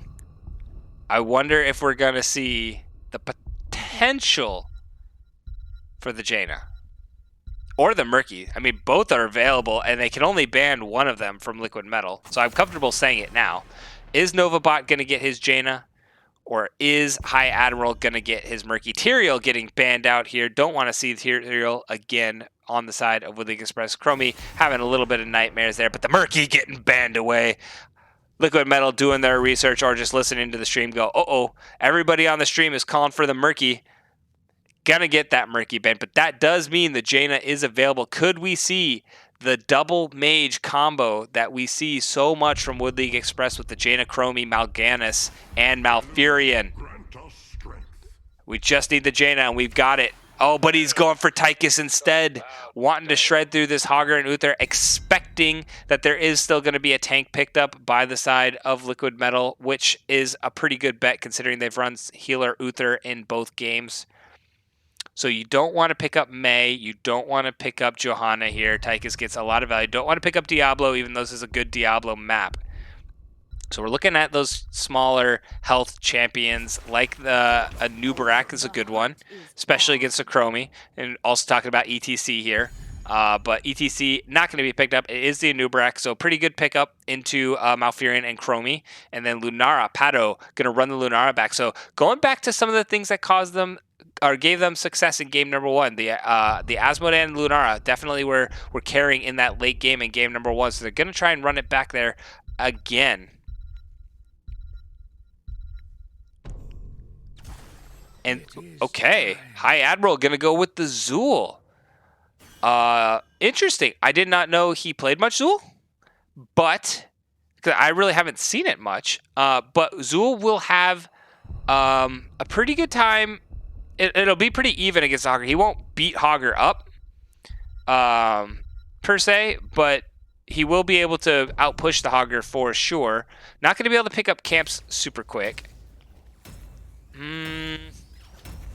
Yeah, I don't know. Maybe there's something in the Zool that I'm not seeing quite yet. He does have the Bone Prism, so he will be able to get those roots going down to help out with some of the targets that Mal'Ganis puts to sleep. And he will get that Poison Nova off, or he may go Skeletal Mages here because of the Lunara. But yeah, we'll see. Anyway, those are your two teams. We are already loaded. We are in, oops, I don't want to pull that up yet, game number 3. Let's get these teams introduced on the blue side. One more time, Liquid Metal fans, give it up. We've got Night Knight on Uther. We've got Sugarman on the Anubarak. We got Pato sitting on that Lunara. We've got Baroniel on that Hogger, and we got Shane 9110 on that Asmodan. Meanwhile, Wood League Express fans, they're giving you the train one more time. Throw up your flare on the red side. We've got Ice Queen on the Chromie Novabot on that Tychus. Saralas sitting on the Malfurion. Band-Aid on the Mal'Ganis. And High Admiral sitting on that Zool. Wood League Express looking for the reverse sweep. And here we go.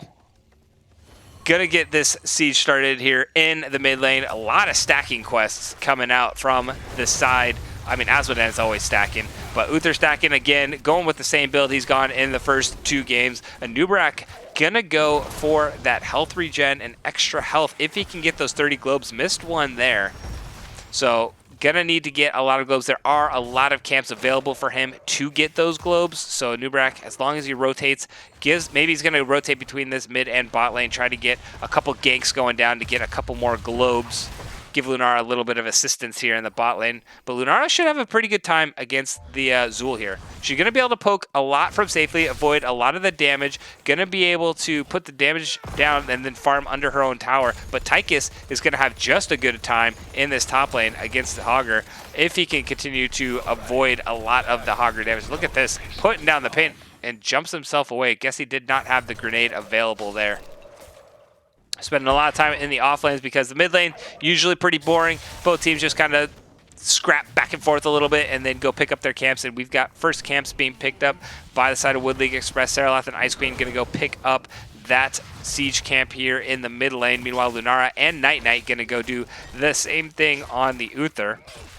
Asmodan going to hang out in the bot lane, and Zool going to be able to do a little bit more damage, but not a ton. Asmodan and Lunara both do pretty good into the Zool, and Asmodan going to be able to clear out pretty quick as well. But this Tychus going to get a lot of value. Hogger is not going to have fun going up against the Tychus in the top lane.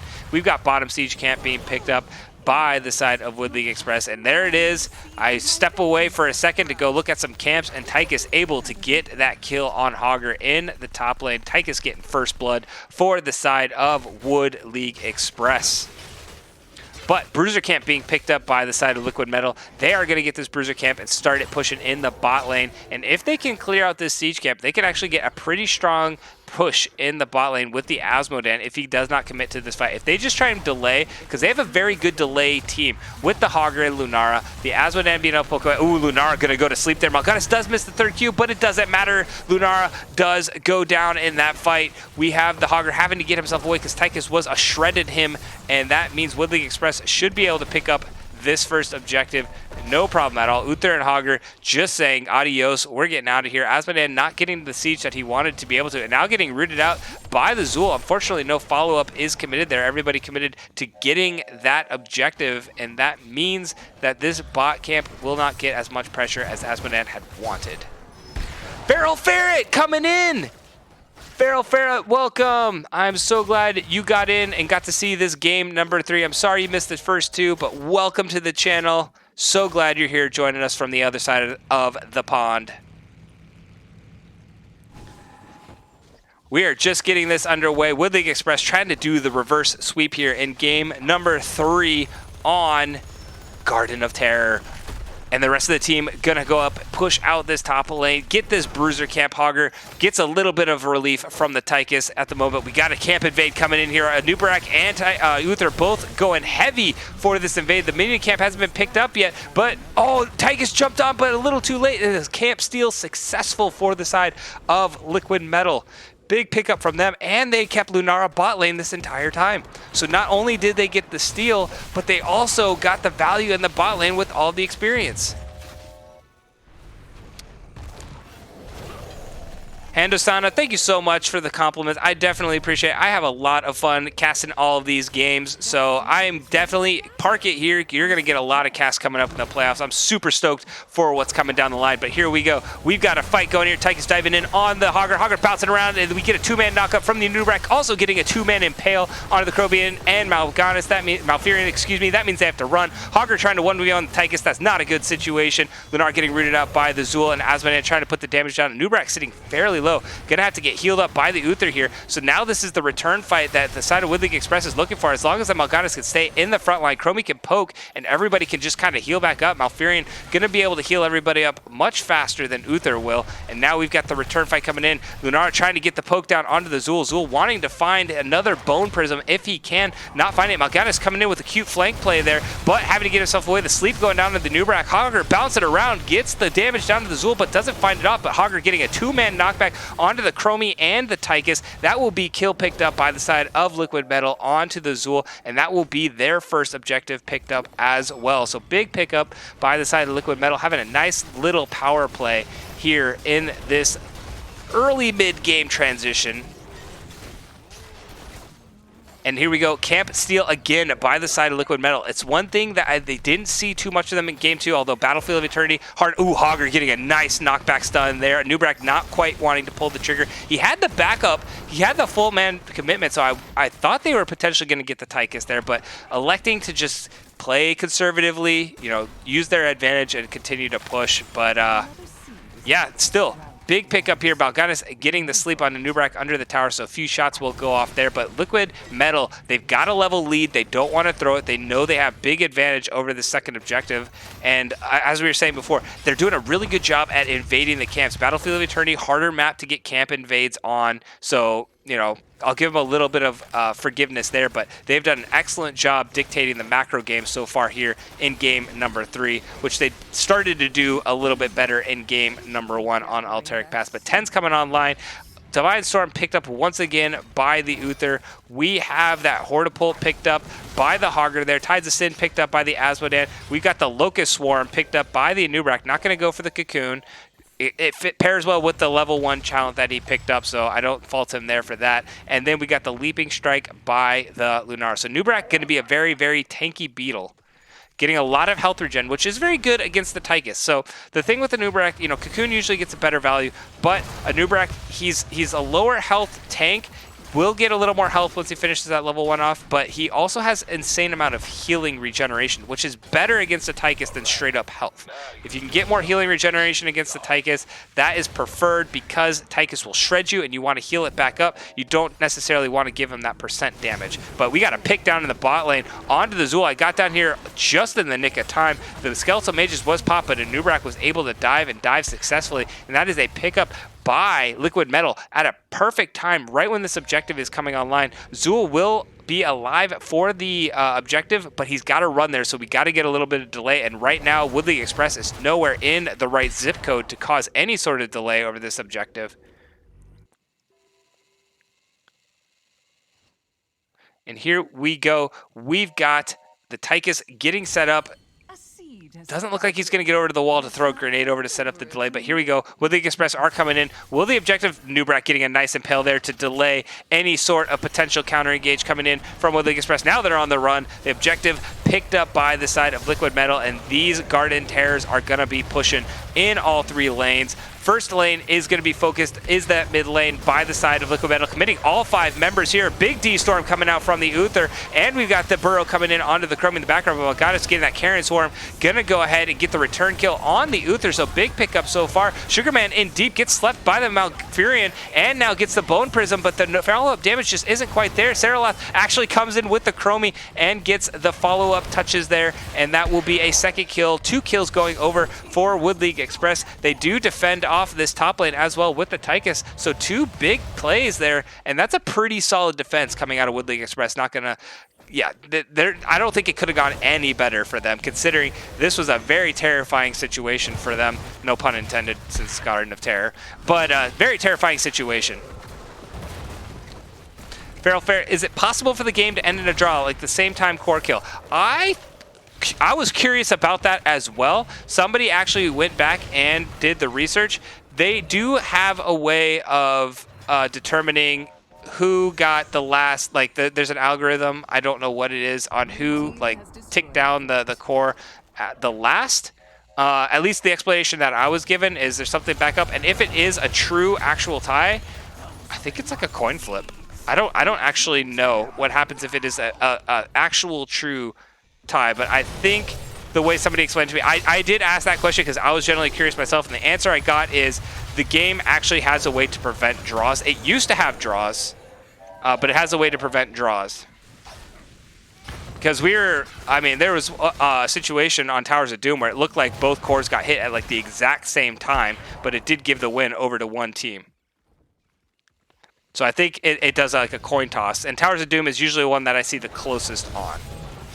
But getting back to this game, let's get those 10s introduced for the side of Wood League Express, because I believe I forgot to. Skeletal Mages by the Zool, the Dracon Laser Drill by the Tychus there, the Twilight by the Malfurion, the Sands from the Chromie, and we've got the Carrion Swarm by that Mal'Ganis. And while I was going over that, I missed this beautiful pick in the top lane by Liquid Metal. Tychus was out a little too far. Anubrak and Lunara said, I've got Leaping Strike and Burrow. You're not getting away from us. And we're able to pick up that kill and get a third fort. So Liquid Metal coming back here in this game number 3, wanting to prevent that reverse sweep. But more importantly, as we talked about in the seeding early on, the standings, Liquid Metal wanting to get 2 points for this win here, wanting to get up into that number 4 spot if they can. Wood League Express, they're trying to hold on to that number 3 position, maybe get themselves up to a number 2 position here if they get this win. So both teams looking, potentially right now, both teams looking to move up a spot, whoever wins this last map. The root going down onto the Anubrak, the Bone Prism to follow while Anubrak's taking a nap. He takes a second nap, sleeping on the job, and he's going to be punished for it. Chromie putting down a ton of damage, and Anubrak goes down, but the return damage by the Hogger is absolutely insane. Shredding through the team, but the time stop coming in from the Chromie, huge. Zool goes down, traded away, and now the Mal'Ganis trying to get the knock-up onto the Hogger. The Leaping Strike coming in for Luminara, picks up the Mal'Ganis. She does not have another one available for 9 more seconds, so she's going to have to continue to chase the Chromie. Mal'Ganis is trying to make sure nothing happens, but Uther is there with a stun. That is a third kill, 3 kills to 1 in favor of Liquid Metal there, and the Hogger putting out massive value, so much damage coming out in that fight.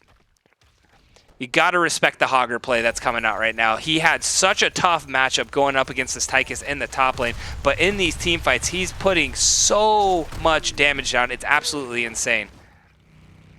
Definitely seeing a pretty big carry coming in from Baronio right now. Lunara definitely getting her licks in, as is the Asmodan, but if we look over, I believe it's this one. Oh, that's XP. This is damage right now. Yeah, we do see the Hogger leading the team in hero damage right now, followed closely behind by the Lunara and then the Asmodan, all 3 in the 19,000 range, but Hogger getting some licks in and getting them in good. And we see the side, Wood League Express, they're trying to find something. They're down 16, so they need a camp. They need experience somewhere to get on these 16 talent tier and then find a fight. What they really need to do in these fights is they need to find some sort of flank from the Zool or the Mal'Ganis. Zool needs to set up those Skeletal Mages behind to prevent the retreat coming in, and then just use the Mal'Ganis to full-on engage. But here we go. We get the sleep on the Anub'arak again, fully committing to this sleeping Anub'arak. That's a double sleep onto the Anub'arak. Tychus trying to shred, but isn't able to find it. Karen Swarm popped that full health there from the Mal'Ganis, but a good defense, and more importantly, while they were all doing that, High Admiral was able to go and get the objective there. So 4-man defense coming in, saves the keep. High Admiral able to get the channel off on the objective. 2 objectives picked up by the side of Wood League Express, and now the objective point is in their favor. They need 1 more to get those terrors back in their favor. Only down by a level right now, so that comeback experience will help them get back in if they can find a fight that they're looking for. But right now, they got to find some sort of pick somewhere. But Liquid Metal doing a difficult time making him do that, staying grouped up smartly so. Azmodan did walk off on his own, thought better of it, gonna go and try and join up with the rest of his teammates to make sure that he doesn't get isolated out and picked off by the Wood League. But here they go. The invade may come in here. Zool actually leading. I'd like to see the Mal'Ganis getting in there first. They checked the bush first, a little worried about it, aren't able to get the camp steal, so now are gonna back themselves off. Chromie throwing down some of these warps, and here they are fighting over this 3rd objective. Mal'Ganis trying to get the sleep, but Uther there to respond. Gets the D-Storm. They committed a lot of resources to this Mal'Ganis already. He has the Carrion Swarm available in 24 seconds, but a big Twilight coming out from the Malfurion. Lunara getting absolutely shredded down by the Zool and the Mal'Ganis. Mal'Ganis continuing to chase. Meanwhile, Tychus needing some help in the backline. Is able to get himself away from the Hogger. Hogger getting rooted out by the Zool, and that's a 2nd kill going over by Wood League Express. The Anub'arak going back to taking some naps. Mal'Ganis making sure of that. 3 kills by Wood League Express, and now they are on the offensive, looking for the Azmodan, picking up the objective, and these death timers are absolutely huge. This is a good pickup. There are Gardens will go back a ways due to the map pressure that was put onto them by these camps, but they have all 5 members alive, so they just need to group up in one lane. Looks like bot lane's going to be that lane. Zool's going to go and try and put the pressure in those other lanes, and they could potentially push for a triple fort capture here. I don't know with only 4 if they would be able to get this keep in the bot lane. It's going to be tough order unless they can find a staggered death. Mal'Ganis wants to find it. Saraloth is right behind him to try and follow up on it, but unfortunately Uther can just put his stun down and say, no go there, you got to try again another day. But big fort pickup in the bot lane. We see Zool going ahead and committing to this mid lane push, and in the top lane, that terror is just causing so much havoc. They are committing to a keep siege. Anub'arak is coming back up, so Zool gonna rotate himself over. They want the 5-man siege on this keep. Maybe they're looking to find that pick. We got a sleeping Lunara in there. Chromie putting down some damage, but Lunara able to skip herself to safety there. Mal'Ganis going in way deep here. Anub'arak missing the burrow, so Mal'Ganis just walks himself out. Fancy fellow, that Mal'Ganis there. Meanwhile, the Skeletal Mages are being popped. The Bone Prism going down on Lunara, but a big knockup by the Mal'Ganis. Lunara getting absolutely shredded. The return damage coming in, but the Carrion Swarm is popped. Mal'Ganis gets himself to safety. The keep is continuing to be sieged here. Everybody's still fairly healthy except the Mal'Ganis. The burrow being committed already. 3-man root and sleep. Huge play by the Malfurion there. And this keep still just needing a couple more sneezes onto it. Chromie should be able to take care of that. 1, 2, there it goes. Keep is gone. Mid fort gonna go down as well. Top fort blows up as well. 3 forts and a keep picked up by Wood League Express. Experience pretty much evened up here, and that is absolutely huge for the side of Wood League Express. Gonna go start painting this map red as well and get themselves back into this experience lead. Try to get their 20s at the same time that they will come online for the side of Liquid Metal.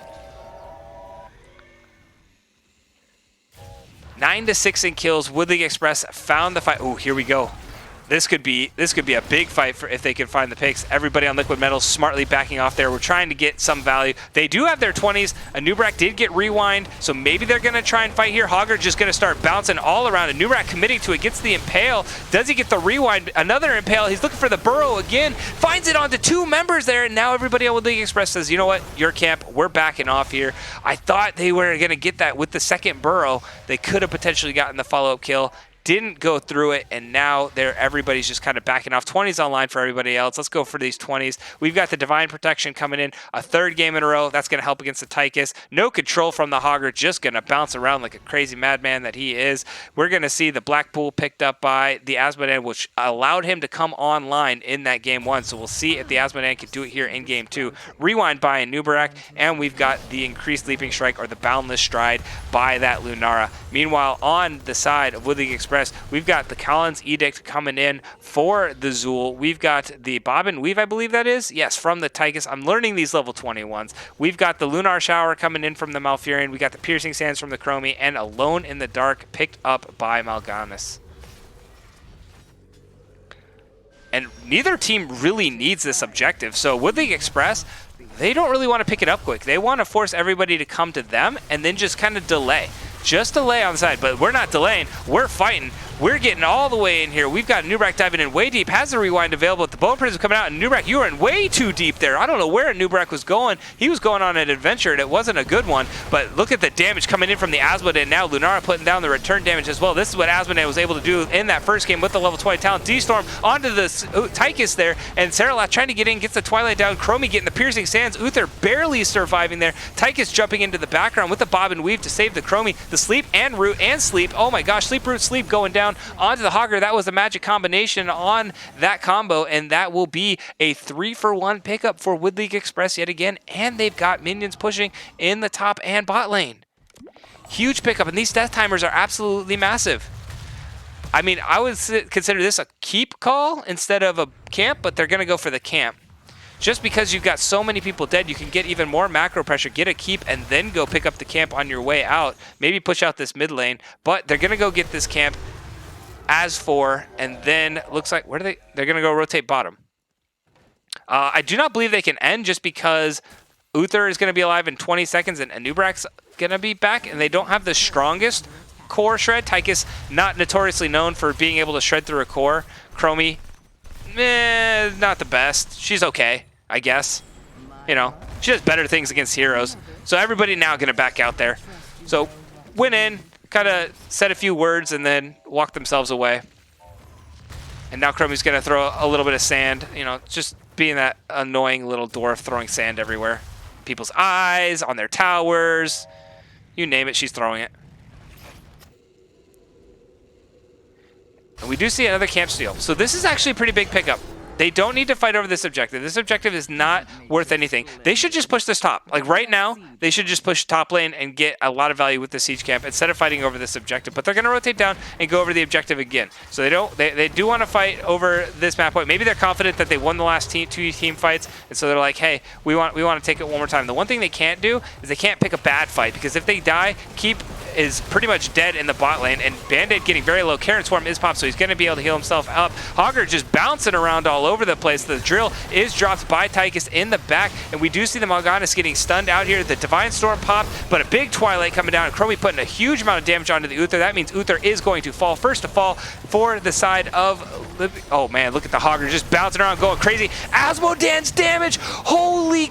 Wow, I wanted to say so many other words right now, but look at the massive amount of damage coming out of the Asmodee with the Lunara. I mean, that is insane. And now the big worry that I talked about, these are 50-second death timers, and there is the potential to end here with this keep in the bot lane. This doesn't really need to be answered. We'll see what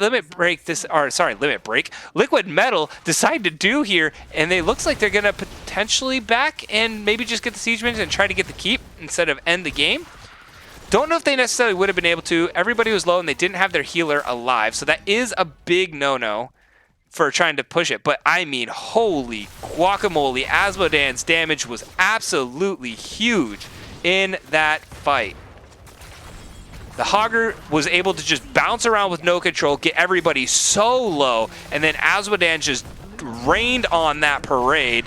And then the Lunara just was able to finish everything off. So that was absolutely insane by the side of Liquid Metal, getting themselves back into this game and setting themselves up in a pretty good spot to get this objective. I mean, Zool's going to go down, try and clear this out as best he can, but they've got to get here because this is objective point again for the side of Liquid Metal. We don't have anybody near. Malfurion's the closest one, and he doesn't want to lead this charge. Mal'Ganis, Tychus going to go in. Will he get the grenade? Oh, I thought he was going to throw the grenade. Oh, the drill barely gets off, and now we've got the Anubrak being put to sleep there. The Hogger bouncing around, does go ahead and pop that no control, but he's sitting right in front of the Tychus and was stuck on him, so it's a 1-for-1 trade. Malfurion did go down in the top, but we did see the Hogger die in the bot. The Skeletal Mage is keeping Tychus safe. Meanwhile, up in this top lane, we got the Malfurion. The objective being finished, channeled by the Asmodan, and now the D-Storm popped onto the Uther there, and oh my, 3 kills picked up by Liquid Metal.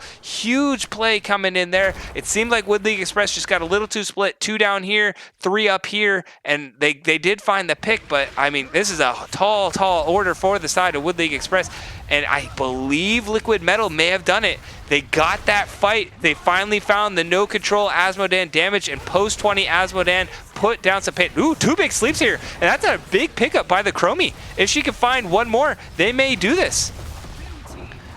This is a big, tall order for them to pick up, but they got the piercing stand, so we'll see if Mal'Ganis can keep himself alive. He doesn't have the Karen Swarm. Both Garden Terrors are here hitting this core. They don't have the best burn available. One Garden Terror is down. Malfurion is here. We do have a potential stop coming in. The root going down, the sleep going down. It's at 44%. Another kill. They got to get this Garden Terror down. These catapults in the back are going to be doing so much damage, and unfortunately the catapults added just a little too much, and so that is going to be GG's. Liquid Metal coming back again in the late game and taking the series 2-1.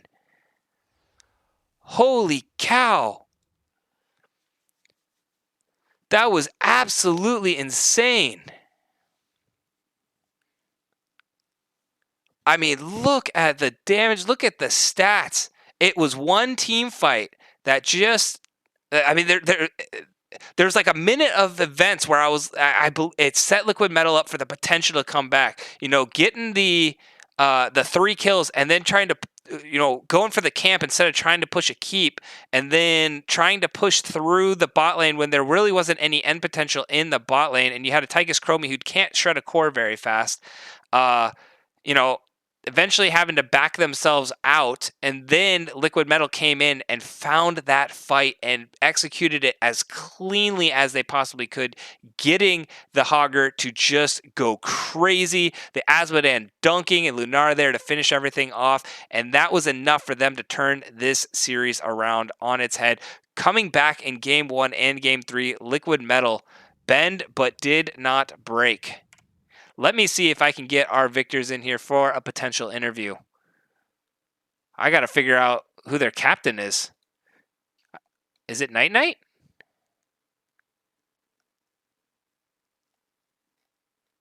I believe it's Night Night, right? It is Night Night.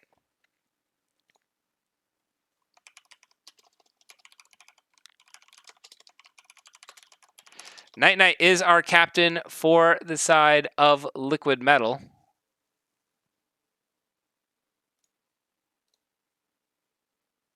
Let me see if we can get him in here.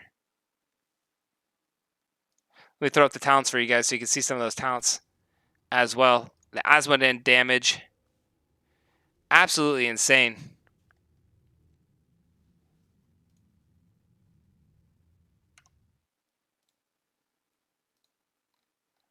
I'm going to go chill in a different lobby and wait to see if I can get my interview. I'll give him a few minutes here.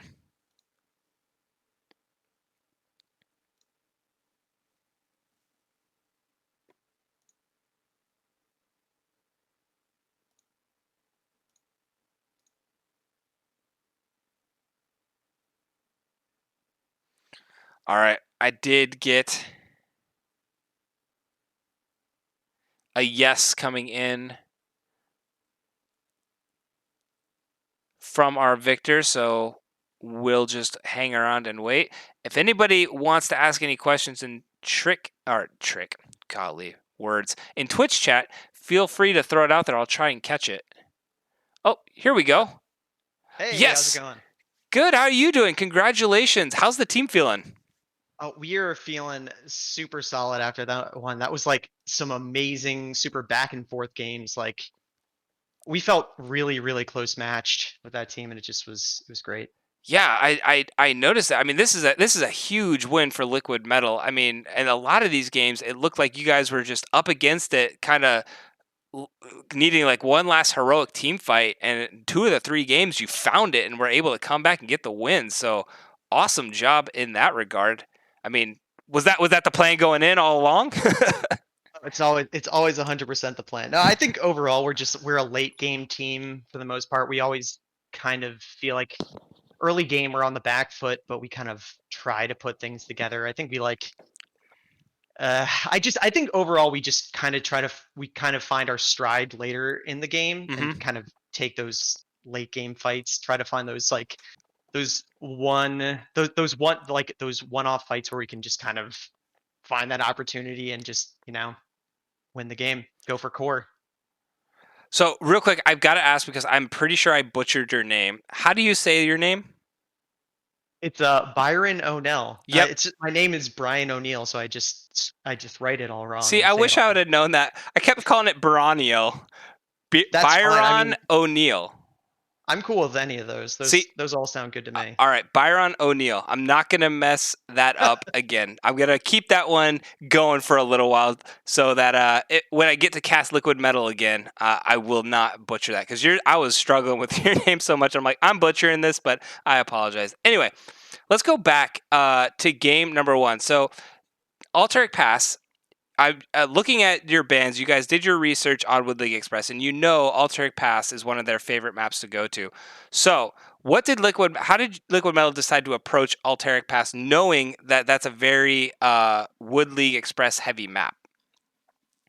Um, I mean, I think the one thing was just like banning out Varian and then also banning out. I think we ban Murky that game. I'm trying to remember, Not in. but I don't believe so. I okay. I can't remember. I know it wasn't in your first set of bans. It may have been that third ban like you did in game three, but I don't think it was. It's yeah. I mean, if we didn't ban Murky, it was one of those things where we just tried to play the macro as much as possible and just try to find those like late game fights where even if we're behind the whole game, we can just sort of like capitalize on the really long death timers and just try to, get get two cores or get two keeps down and then go for that core. So that's really what that one was all about. It's just finding the late game, opportunities. Hmm. And so you had the May available with the Uther, so you had the potential engage, but the damage you followed up with is Lunar and Asmo. And I was really curious: was the plan always along to keep Asmo in the 5 man, or was that just an adaptation once you saw that you guys were a little behind in the macro game and it was going to be really tough to rotate Asmodan around being down 2 forts early in the game? I think mostly the idea with Asmo is like it's a comfort pick in a way. Like I think Shane plays super well on Asmo, and then also just like he stacked like crazy. I'm pretty sure that Yeah, game, the and there first was game like for sure. almost yeah he stacked. I think he was at 400 something rather. I think he was saying that game. So it was like we got to late game, he was stacked up, and we're just like let's go for core, let's like dunk, so we were super stoked at that. So I think that was kind of like the plan there. It was like um stack them up and go for it. Yeah. So I mean, it was very early on. It was a very heavy Wood League Express lead, and then they made a boss call, and Liquid Metal comes in and says, "You know what? We've got minions pushing in the mid lane." Was the call like, let's just delay as long as we possibly can, keep them from backing, and also not commit to the boss, and then eventually just let the macro pressure kind of overwhelm them? Yeah, it was like kind of one of those things where the last call we made was like we were like I was pretty much just calling like we kind of have a checkmate here where we're channeling. They're gonna have boss pushing, but we pretty much had they had one major pressure, which was the boss, whereas we had three. We had all lanes, we had the boss, and we had the objective. Hmm. So that first game, I was pretty much just calling like we're going to win, we're going to win, it's fine. Right. There was but and it kind of worked out, which was good. It was Yeah. yeah. Yeah. I was curious. At what point did you guys decide, all right, let's base race this because I think we can? Because they had boss in the base race, and they had the lead. They had the rotation ahead in the base race, but they did not have the armor. that you guys did, the armor shred that you guys did, since you guys had all three keeps down and they only had one. So, was there ever a moment that you guys were like, "Let's go defend this," or were you guys like, "Nope, they want to race, we'll outrace them"? There was definitely some like debate back and forth very quickly, but it was like kind of, I think it was kind of a last sort of minute sort of split call there where we're just like, we just have to go all in. We have to like, I think it was essentially the only option for us at that point. Hmm. And I think part of what we were trying to do there was we were stalling them from going back by showing that we weren't going back, Okay. which sort of made them hesitate a little bit. Yep. Where that sort of, I think that's what ended up letting us get that sort of slight advantage there with the core call was that we kept showing that we were still there. It's like, oh shit, they're not backing. What should we do? What should we do? And I think we maybe forced a little bit of hesitation, I'm guessing. Yeah. Um, and that's sort of what let us get the edge there. Yeah, no, it was definitely, you could see there was just enough hesitation in them that they were committing to it, then they kind of backed off for a second, then they stopped, and then they went for it again. I think that little bit of hesitation that you guys made them do may have actually won you guys the game, because had they fully committed to it, and if you guys played chicken with them, they may have actually won that race, because I believe the boss was like, it was a 4,000 to 0 finish, which is a couple of seconds really. So that couple of seconds you guys bought yourself with that little hesitation, I think ultimately gave you guys game one, which is just an exciting end and setting up the series perfectly. But game two, they take you guys to Battlefield Eternity. Didn't go as well on Battlefield Eternity. So instead of just like focusing on all the nuances of Battlefield Eternity, just talk us through like your kind of strategy and then what went wrong for Liquid Metal there in game number two. Yeah, I think overall we were trying to, like, the way we were splitting between defending and attacking just didn't really pan out for us very well in that one. Um, I think they had a little bit better burn with the Vala in general. Like Hmm. the Vala is so good on that map, and I think just overall we weren't burning down the Immortal as quick as we wanted to, and we just weren't splitting in a way. Hmm. Um, that was letting us sort of like defend and then also burn down at a rate that was faster than them. I think that we had like a couple sort of unfortunate picks to a couple times there where we lost people and then just sort of like just through numbers advantage, you know, the we kind of lost out on the race overall Right. during that map. Yeah.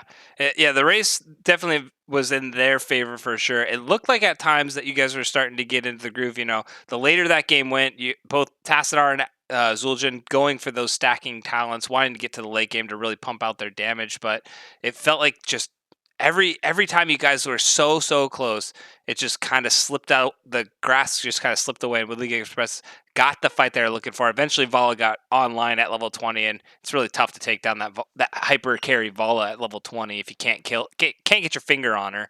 So Yeah, the burn was so fast, and they definitely got some good picks on us where we just like, you know, we just never had a chance to try to get the immortal down. Like it just wasn't happening for us. So that one was just that one was tough for sure. They played a really good game that one. They just I think they outraced us and sort of just out pressured us in between the way they split between defending and attacking there.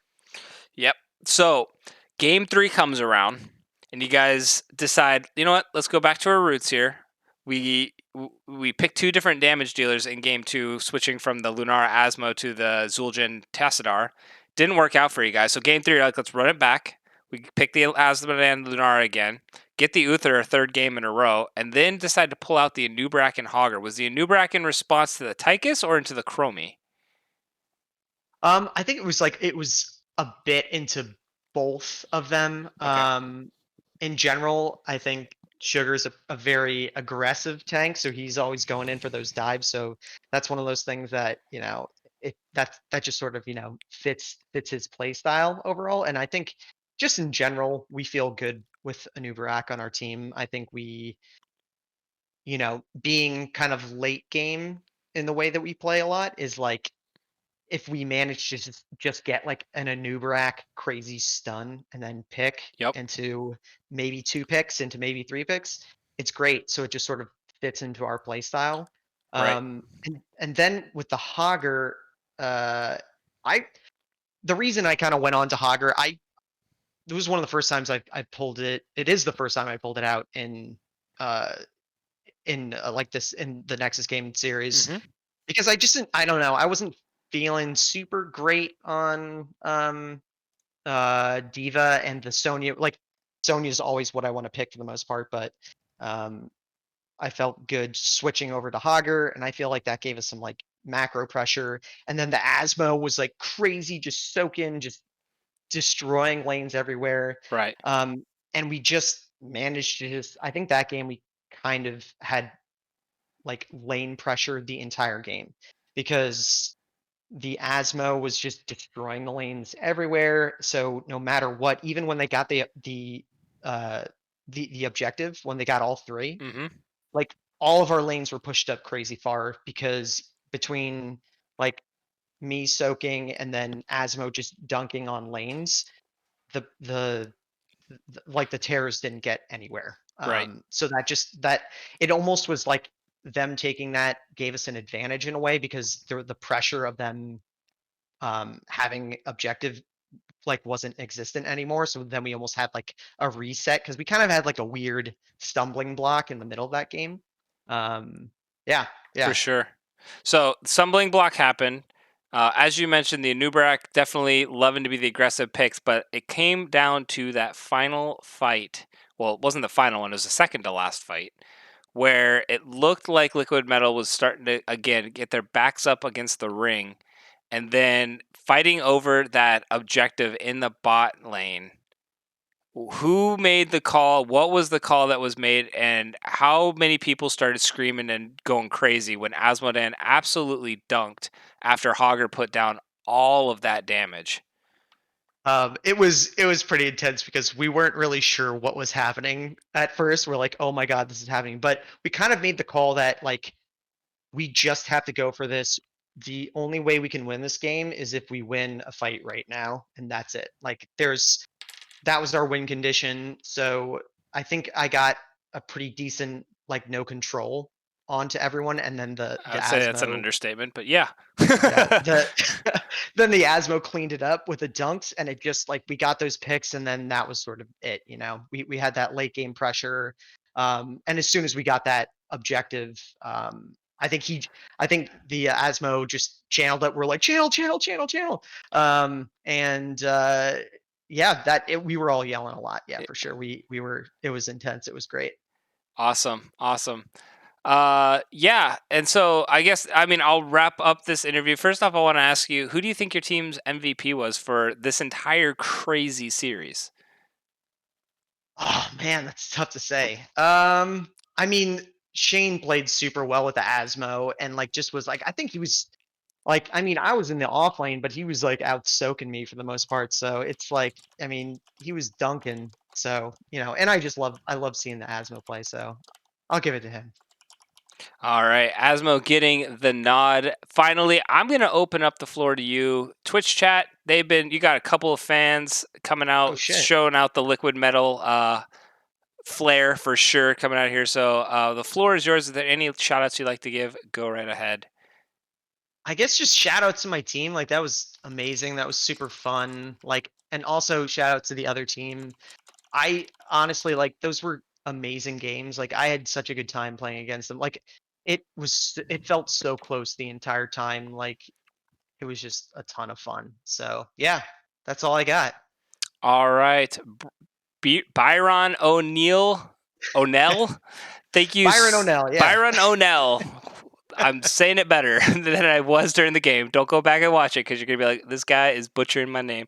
Thank No, you it's all good. so much for the interview. Congratulations again. I believe this puts Liquid Metal in a tie for fourth place with Bull Moose Party. So it goes down to those like crazy head to head who's got a better map percentage, which you're both at 12 and 12. So I have no idea where that's gonna put you guys, but it's definitely putting you guys, a lot of these teams are at 10, so you guys are sitting right on that cusp or are just barely over in this top four for the playoff spot. So looking for a solid finish from Liquid Metal here to make those top four and show some stuff here in the playoffs. Yeah, for sure. Yeah, thanks so much for the interview too. This was great. Yeah, Thanks for casting. Much appreciated. absolutely. My pleasure. Have a good evening. Yeah, take care, man. You too.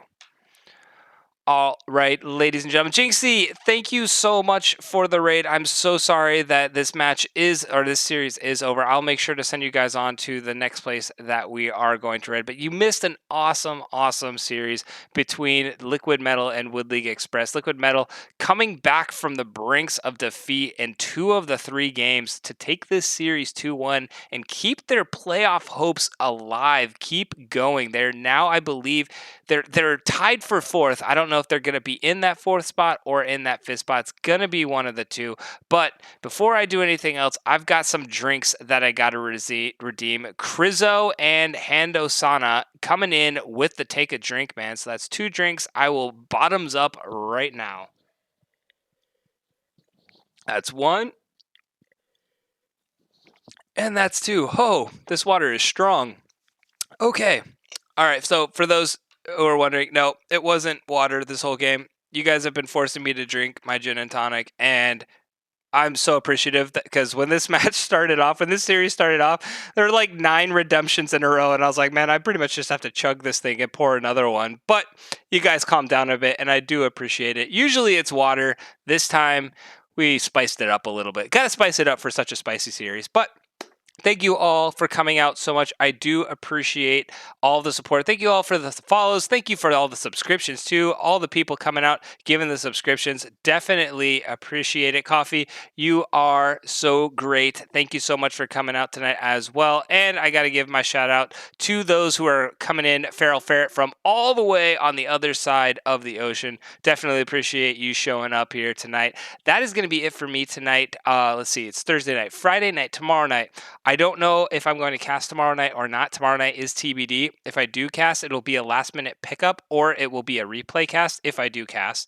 And then Saturday and Sunday, I don't think I'm going to cast. I have matches both of those days to finish off my team's series and then for us to get ready to playoffs. So I have a match Saturday night and Sunday night. Both are being casted. I do not think I'm going to do a point of view stream for either one of those matches. It'll TBD. So, but then we start off playoffs the following week. So once those matches get scheduled, I will start picking them up. Like I said, we've got a lot of great casting crew coming out for this season 11 playoff run that we've got going forward. I am going to be in the thick of it. Looking forward to a lot of these series coming out, ultimately getting down to those final few teams. So that will be coming out. I always post my schedule to my calendar. Thank you again all so much for joining me tonight. I will probably be coming online again in like an hour, hour and a half to do some Storm League fun.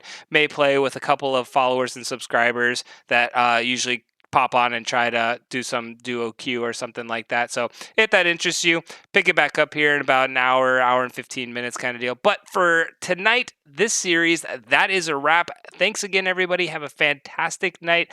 Oh, wait, I got to double check one more time. Make sure there's nobody else still going. Let me pull up the calendar real quick. See if anybody's going so we can send you guys over to somewhere to raid. Who is still going? Jinxie already rated. Everybody, most people are off. Is that it? Was that the last game? I thought there was one after me. Let me double check. Yeah, there's still games going, right? Bull Moose Party against Mosley and the Arcanauts. Oh, that one's already over. Lich Queen did that one. What about Food? No, Fujin's done too. That's it. That's all. We are done tonight. All right. I'm going to you keep casting, we keep watching. Absolutely, Farrell. I will keep casting. I enjoy this. And like I said, we're right around the corner from the cam coming on. So for tonight, this has been IceX. Thank you so much for everybody for joining and have a wonderful evening. Good night, all.